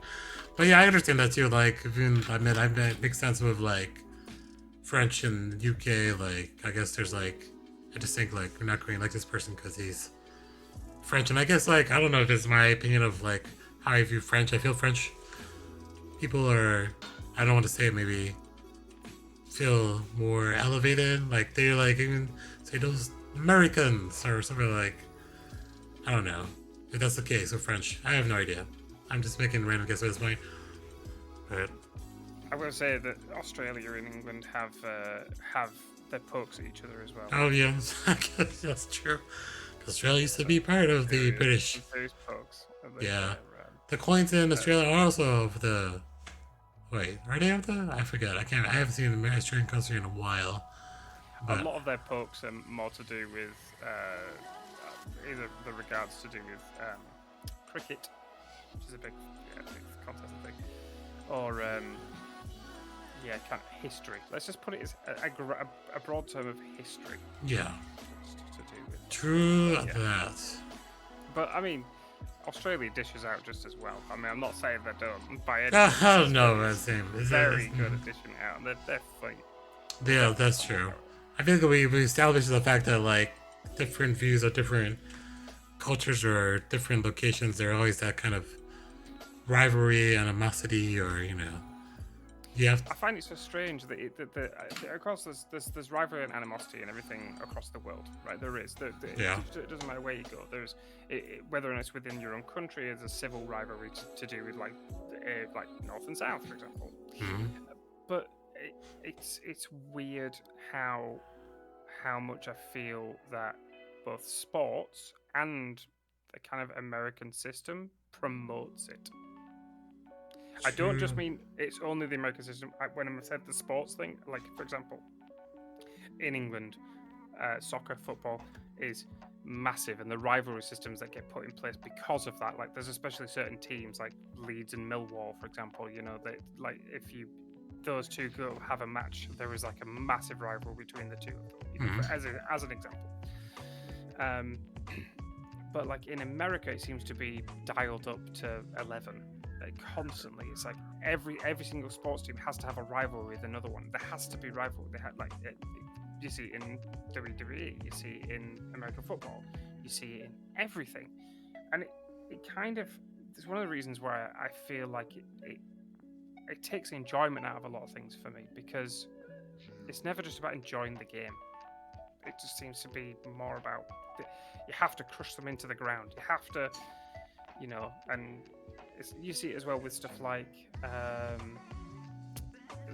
the esports and stuff like that.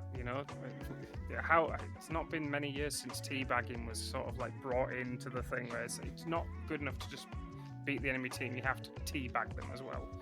Or, you know what I mean? It's this sort of, and it's such a shame that's kind of spread as a thing, like a general rule. There's no sportsmanship these days.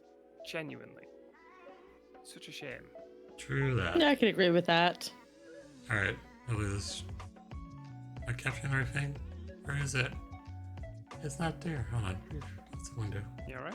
I was trying to capture a window, but I think it's a different window now. I don't know. I found a version. It's not the one I was thinking of, but I found a version of the map that I was talking about. There you go. All right. It's a. Let me make this a little. Let me zoom it in a little bit.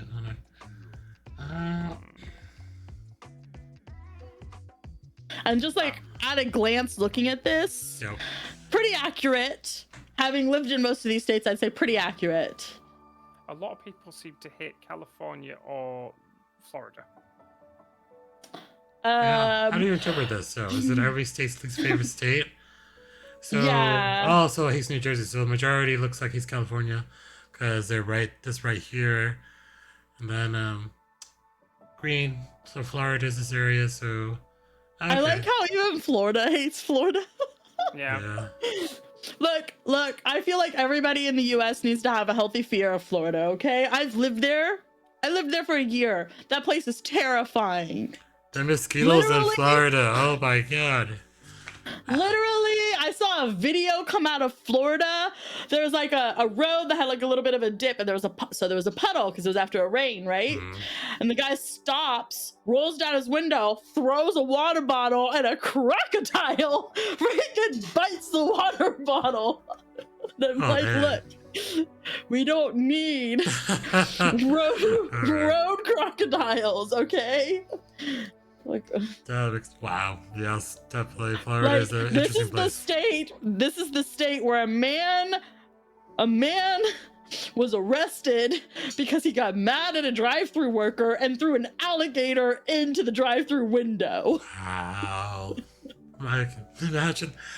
But in terms of this map and everything, like Florida is usually these most southern points. So it's like a retirement kind of destination, Defty, if you're kind of weird, because it's a lot warmer than other areas of U.S. because it's south. But majority of people like California because California, a lot of things go on in California, and literally no one's like California because they're all the way on the West Coast and they're like occupy that. I guess why New Jersey kind of hates California too is because literally they're on the opposite side. So I don't know, but yeah, it's an interesting map.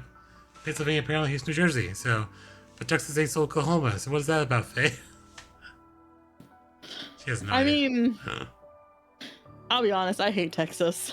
I just hate Texas. There you so go. much. There you go. I don't care what their opinion on the other states are.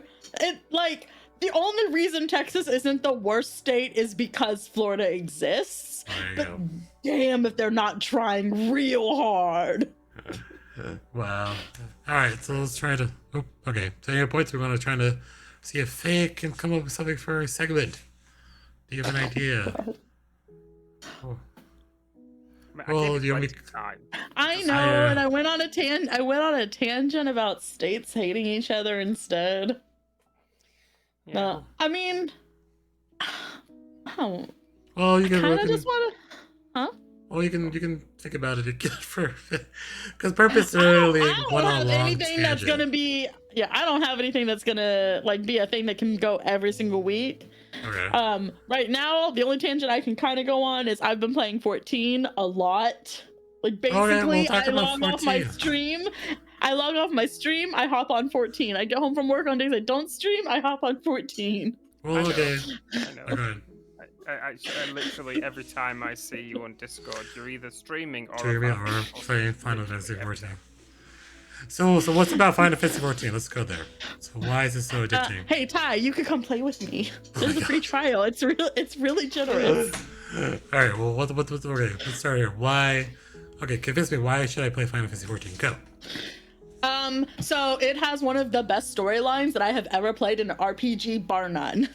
I love this game. I will admit, the beginning stuff when you first start up the MMO, it's a bit rough. But that's like prequel stuff. You gotta like lay the groundwork for the rest of the story to kind of make sense and take off. But it is so good. I have never cried and laughed as much with a game as I have playing this game. It is amazing. I do have one complaint though, right? There's not many, not all the voices are voice acted in this game. Okay, so yeah, not every scene, especially in the older, because so 14 is built on the remnants of the original 14 that got shut down. So when they made 2.0, which is the base game for 14 now, they didn't have a whole lot of money. And so one of the things that got cut is a lot of voice acting in the older stuff. There are a lot more cutscenes that don't have voice acting.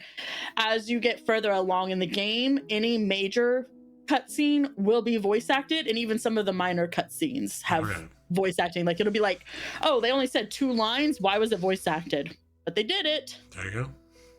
So, but side quests will never be voice acted because it's a little 2-bit character you're never going to talk to again.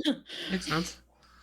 So, like, do you interact with the other people, or is it more just... I mean, it is an MMO, so if you're in a guild, you're going to be interacting with a lot of people. Overworld stuff is more of a, like, soloable experience if you want it to be. But of course, like, dungeons, raids, things like that, you'll need a party. You can make your party beforehand if you want, or you can just solo queue up and it'll stick you in with random people. And like standard MMO. Standard MMO. Definitely probably can comment also, because I think you're starting more World of Warcraft again. Hi. Well, so we were having this conversation, myself and Faye and Sam, in stream. And I've wanted to start World of Warcraft again because of the new expansion stuff that's coming out later this year. I'm looking forward to it a lot. I think it's going to be really fun. I liked the most recent expansion. It was really good. There was a lot of fun to it. There was a lot of like new things that were introduced. It just felt fresh. It felt fresh and fun and exciting. And yeah, personally, I was just a big fan. It was really good. The thing is, I like the Warcraft story. I like the art style. That's just all for me, really. I think it's really nice. But yeah, and then Sam's decided, because she was like, she had a bad experience when she first started playing it, and she decided to buy 1 month to try it out with me. She's really enjoying it at the minute, but you know, it's not gonna be like potentially not a permanent thing. Potentially she'll get to the end of it and be like, I really enjoyed this month. That's fantastic. And then, you know, makes sense. I feel like this is like a replay for me for Genshin Impact, because I was like, dude, like, it's a story, it's the visuals and everything. I'm like, I don't know, that didn't ever spark my... I guess my attention span is like a size of a pea when it comes to very story-based, long, like, really brought out ones, so it's interesting to see your guys' stance on it. So I am like that with a lot of things, Ty. Like, the list of games that I have started and never finished because my ADHD decided that I was just done with that is miles long. I played a little bit of WoW. The game itself is fun. I had a similar kind of issue that Sam had where, like, I really, really enjoyed the game right up until I came in contact with the player base. Like, when it was just me and my now ex-partner running around doing stuff together, so much fun. It was great. And then I came into contact with people that weren't him, and it was... I quit immediately. So I do think the story had gotten me engaged so far in that one, but I wasn't able to do dungeons and things because the people were not kind. I know, Deft, you had a different experience with people in the game, and I'm glad that you did, Deft. But like, I tried 2 dungeons both times. The people that we got paired up with were downright nasty. And they were especially nasty to me because I was playing a healing class and I hadn't quite figured out how to work it yet. And I told them when we went in, I was brand new, didn't know what I was doing, and they still wanted to do wall-to-wall pulls and then get mad at me when they died, and then were just saying the most vile things to me. One of them literally told me to go kill myself because I didn't know what I was doing. So I was like, you know what, I'm done. I don't want to play this anymore. That's interesting. I feel like the only MMO I got into as a kid, and this is gonna age me really badly. The Matrix. It was like so long ago when they did that game.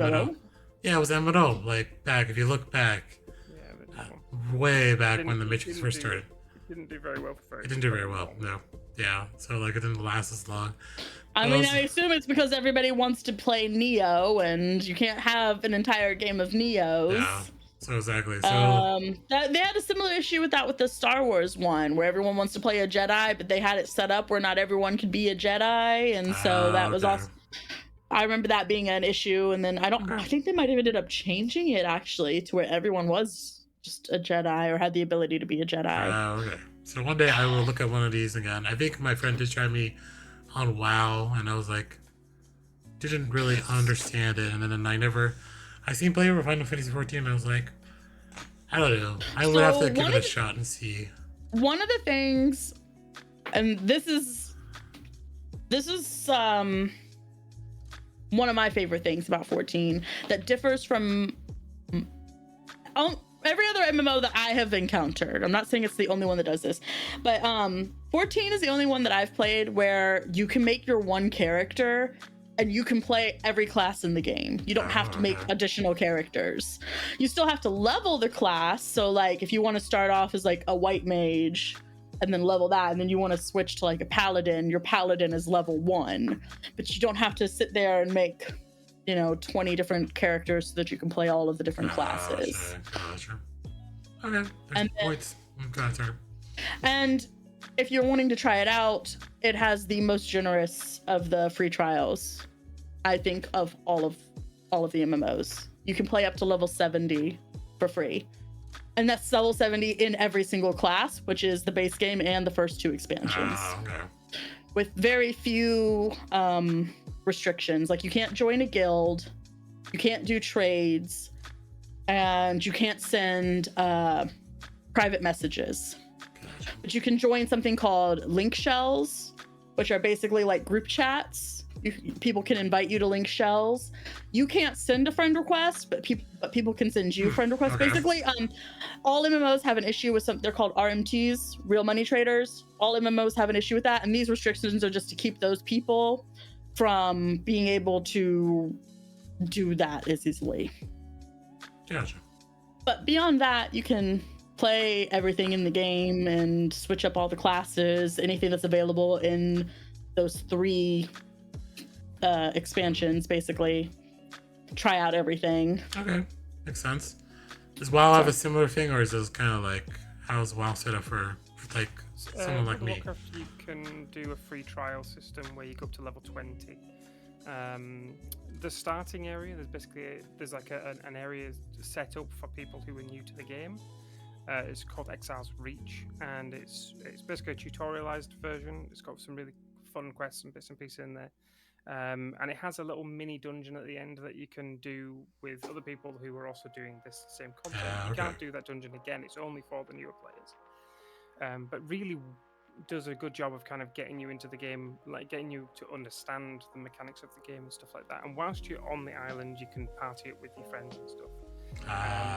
But it doesn't allow it after that, because I feel like that was more of a thing that got brought on as a result of like multi-boxing and stuff like that, where people get multiple accounts and then they just do lots of things together, do you know what I mean? And they didn't want that to kind of happen within the free trial stuff and what have you. So they basically, after you've got off that island, you can't party it with people. And the other things that they were saying in terms of the guilds and stuff like that. Gotcha. But it's only to level 20, but it's not as liberal with up to level 70, but the level cap at the minute is 70. So you would literally be going to maximum level, because every so often they do something called a stat squish, where instead of letting everything get too inflated, they squish all of the stats down and stuff like that, and make it so that everyone's kind of on an even playing field, and it makes you feel like you're not having to level stupid amounts to get to the maximum level of stuff. Okay, I see. At one point, it was at like 120 that you were having to level up to. It felt like a long way. Even if you were leveling like 2 levels in the space of half an hour or something, it still felt like a long way. You were going the distance just to get there. but yeah, there's honestly there's a lot of talks for every MMO out there at the minute. I think I personally love the art style for World of Warcraft because it's something I grew up with. So like I love the Warcraft universe. I loved Warcraft 3 actually. I loved Warcraft 3 way before I loved World of Warcraft because Warcraft 3 I do enjoy the Warcraft games, like the solo ones. Yeah, the Warcraft 3, in my opinion, was one of my favorite games of all time. Absolutely loved it to bits. What a great strategy game that was. And I played that. That was my first game I played online properly, competitively against people and what have you. And I loved it to bits. Absolutely loved it to bits. And then World of Warcraft came and hit hard, and everyone was like, "Oh, should we do this?" And as soon as it kind of launched in the UK, I got in on it and stuff like that. And I played a bit of both. So I played World of Warcraft and Warcraft 3, and that was my games library for about 3 years. Oh wow! Okay. Yeah, it's just those two games really. I feel like I've never got into any of the World of Warcraft games, and I've seen them, and I'm like, all right, that's a certain style. I have played a lot of Final Fantasy, so I can know that kind of like art style and everything from those games. Yeah, they very much keep the Final Fantasy kind of art style.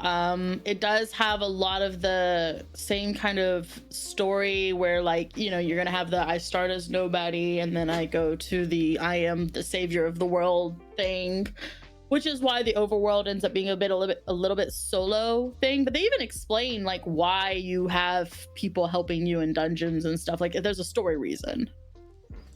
It's really cool. Gotcha.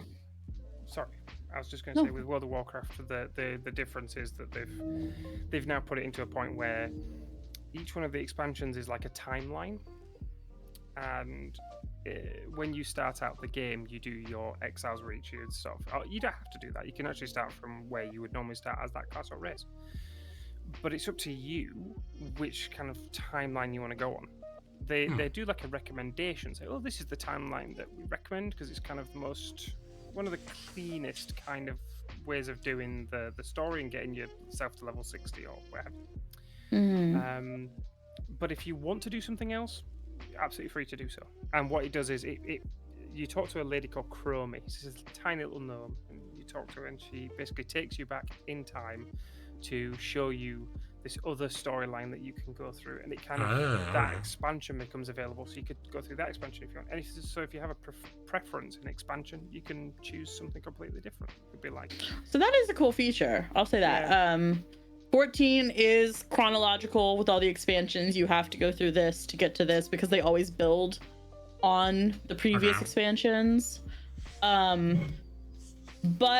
they do have it set up to where like whatever your main class is, whatever you choose to be your main class, if you're just doing story, for the most part, your main storyline quests will keep you leveled with where you are in the story. And there are multiple ways to quickly level up side classes that you can unlock. So we do have a higher level cap than WoW.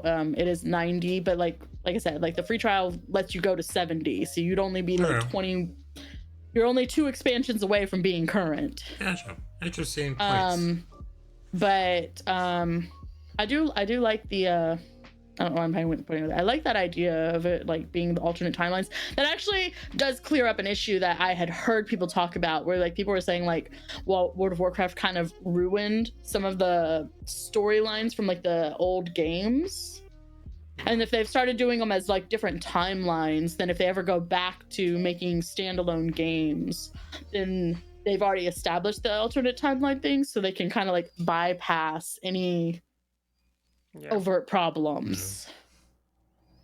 The best thing to do with that for me is just the fact of replayability. I've been through every one of those expansions, right, in terms of doing the storyline and stuff. But you know, I've done the Battle for Azeroth storyline so many times now because it's at the minute it just feels like the cleanest, the kind of the best one at the minute for just getting to level 60. But if I wanted to, I could go back to Legion, for example, or I could go back to, and they're really good. They've still got great storylines and stuff with great content and everything. But it just feels like the replayability is there in that respect, and that means you've got the ability to replay and because I mean, for example, with Sam, like she's making characters left, right, and center because she's trying out different classes, but also she's like, oh, but these guys look so cute, and she goes and picks like a gnome because it looks cute. Do you know what I mean, or what have you? There's got that option of being like, they're pretty. I'm going to try these out because of how pretty they are, how kind of different they look and stuff. Yeah. And yeah, like I say, there's a difference between all the different MMOs. They've all got the standalones. Personally, with the Final Fantasy games, I said this before. I love the old ones. They've always got a nice part in my heart. Like for example, 6, 8, and 9 are my favorites by a long shot. I loved them. I absolutely loved them to bits. If you like 9, you might actually enjoy 14. That's the thing is though with 14, I don't like the art style. I really don't like the art style at all. It looks bare to me in comparison. It doesn't look like it's got much character, but it's just a personal standpoint, entirely just a personal standpoint. I know a lot I love I think the 14 is beautiful. I have the art book for it. I think it's so gorgeous. To each their own, I say. To each their own. Oh yeah, no, I'm not. I wasn't saying anything like bad there. I was just like the fact that we're like so different on that was like, that makes sense. Well. It's really like I point my fingers correctly. Final Fantasy 14. Wow, like the 2 boxes right here. But yeah. So all right. So let's kind of sum it up. So I want to kind of wrap it up because we're hitting about the 2-hour mark. My bad. Sorry, I appreciate you guys. Sorry, purposes is here. It's always gone on a tangent. I have to reel him back in to like continue the podcast. So you're doing good. That's fine. So the last question of the week. So like we always talk about this. Like so, just like to give people like say something interesting that you're like into this week or playing or like doing. It could be Final Fantasy 14 for Faye. It could be WoW for Defty. But anything else that made you like kind of giddy this week or like. Maybe it was fun for you or something that you did or watched or it could be anything whatever. Like I said, I've been playing a lot of 14. I had taken a 2-year sabbatical because of things that happened and I'm just now coming back into it, but that also means like the most recent expansion had just dropped. Like within a month of the expansion dropping, I left the game. So I have not finished the storyline. I've gotten through like the main part of the expansion, but like there's patch stuff that has released that I have not gotten through yet. And I had to level up my crafters and stuff, and I have been going because we're expecting within the next like 5-6 months for the next expansion to drop. So I'm playing 2 years of catch up right now. So Final Fantasy 14's phase. Defty, what's going on with you? I don't know. I've been playing a few games recently. I played Lies of P, which I enjoyed up until like the last 25% of the game, where it gets a bit bullshitty.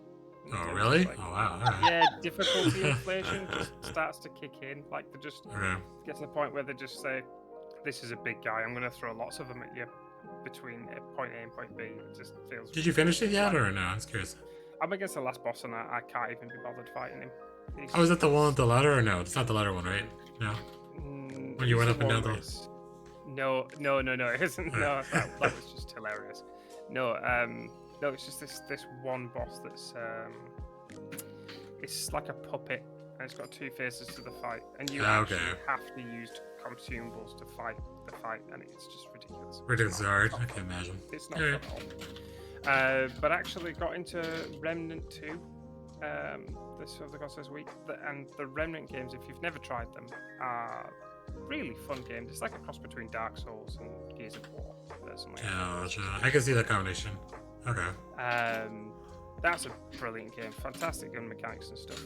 But yeah, and then just kind of going back to old games. I've recently really got back into Overwatch with friends, purely for the friends side of it, not mainly.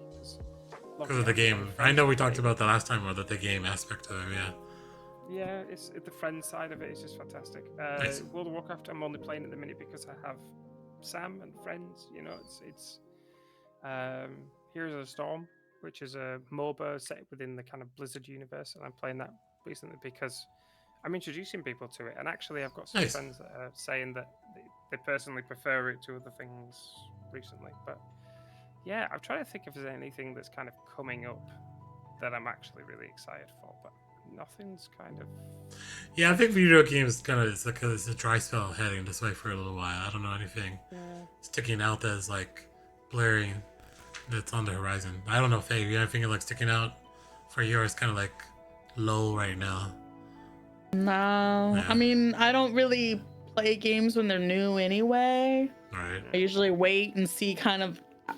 I expect like the first week of any game drop to always be rough.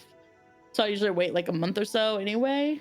But there's nothing, I haven't even had anything kind of like blip on my radar as being interesting recently. Well, I'll wait to see when you do Alan Wake 2, though. Alan Wake 2. Oh, yes. You guys both have to do Alan Wake 2. I have Alan Wake 2 now. I just have to actually play it. There you go.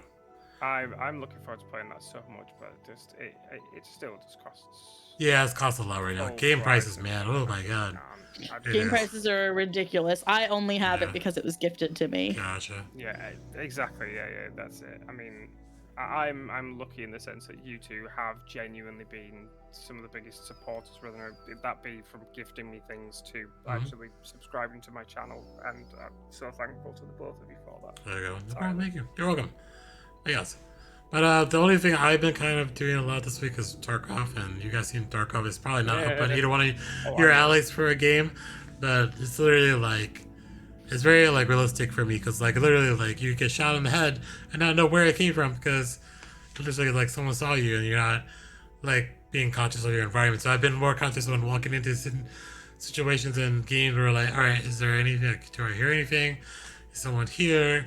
Like, you know, don't like head rush first and like shoot and ask questions. Like how I did Apex a lot, I kind of just went in and like guns a-blazing, not, you know, figuring out like where the person is and how to like, you know, go around them. So strategically my mind has been much more centered when playing Tarkov. I play Warzone a lot better now too, because like it's like just like thinking like, what's this person gonna do? Where are they gonna run? How are you gonna catch them? You know, like, do you take a shot now when they're like 50 yards away, or do you wait till they get closer where you can get, you know, more shots will hit rather than them ducking behind a wall. So I think I've become more tactical when playing Tarkov, and Tarkov, man, it's survival horror. And they would be like, how is it a horror game? It's because you don't know what's going to happen. You could be scared about anything, because like literally someone could come out of nowhere and be like, pop out and like, or like you're trying to escape and you're like, it's so dark and like you can't hear anything, and you're just like trying to like get out of there to the plane and not die because you have all this loot that you want to get out. So but it's been interesting, and like the PPP part is always interesting. Like even for stream wise I just like tasks, but if you run into like a player, it's like, it's always, sometimes you get interesting interactions with them, like VoIPing and like, you know, trying to convince them not to kill them, or like, you know, talk to them. So it's been interesting. Like, and I think I've started to do Tarkov on the regular now. So like I actually started doing more often of it, and now I'm trying to like one day for a scary game, one day for like a one-player game, so like I don't get inundated with, you know, playing the same game over and over again. I feel like a lot of people have that problem too, like because as we're all variety, right? Like we don't want to stick with the same game. Yeah, I get bored if I play the same game 3 streams in a row. Yeah, exactly. So I'm just like, so trying to vary it up, but yeah, that's what's been making me happy. Just like, and then of course, if you look at my stream, man, you guys might hate this too. The inventory management is so hard in that game. It's like you have so much stuff, you have so much space, you have to sell stuff, you have to use stuff, you have to make sure you don't, you know, throw stuff away that is required for a quest later down the line. So there's a lot of like organization skills in that game too. But yeah. All right, so Faye is the new guest host, so you gotta see Faye again next month. So she'll be here. Studio audience. Yes. And Defty, I thank you again for being the recurring guest. You're always, your input is always appreciated. So for you too. There you go. All right, but as you can see, they are both on Twitch, so you can find Faye at almost_famous and Defty at Deftwerks on Twitch. And Deft, you're the guest. Where else are you usually? What is your schedule like? Where people find you? To give us like the rundown. Yeah, I mean, literally, everyone just can find me as Deftworks on any social media, pretty much. But yeah, I'm most active entirely on Twitch. So yeah, I'm almost every night live, just playing games and chilling out with people. There you go. So you even follow here. We'll just watch. You're gonna hate this. I know everyone likes this. I've been watching so many clips of you guys in the last couple of days. Let me just throw some up and see what pops up. Your beard is not allowed to be better than mine. Oh my god. Got zooted. Oh, did you just pick me up by my beard? That's rude. Did. Yeah. What of it? What of it? I think a lot of Deftwerks clips. A lot of them is laughing. My cape. Yeah, it's Laugh is so infectious. I know it is. People clip weird things for me. Yeah. In the beard. Well, there you go. That's Obviously, you don't laugh enough. That was Gang What? Beast? What game was that? Yeah, it was Gang Gang Beasts. Beast. Yeah, alright. Faye is like just like the scary clips, I think, honestly. A lot of times, yeah. Just gonna... Yes, then the Dick Spare always Oh gets there. god. The recovery though, she's like, I'm just back right into it, yeah. Alright, so we'll be back in next month for a new guest. So again, appreciate you guys for being here. Alright, and then I think we're going to just stop the recording here. Thank you, YouTube. So we'll see you again also next month, YouTube on and Spotify. We'll see you again next month for another podcast.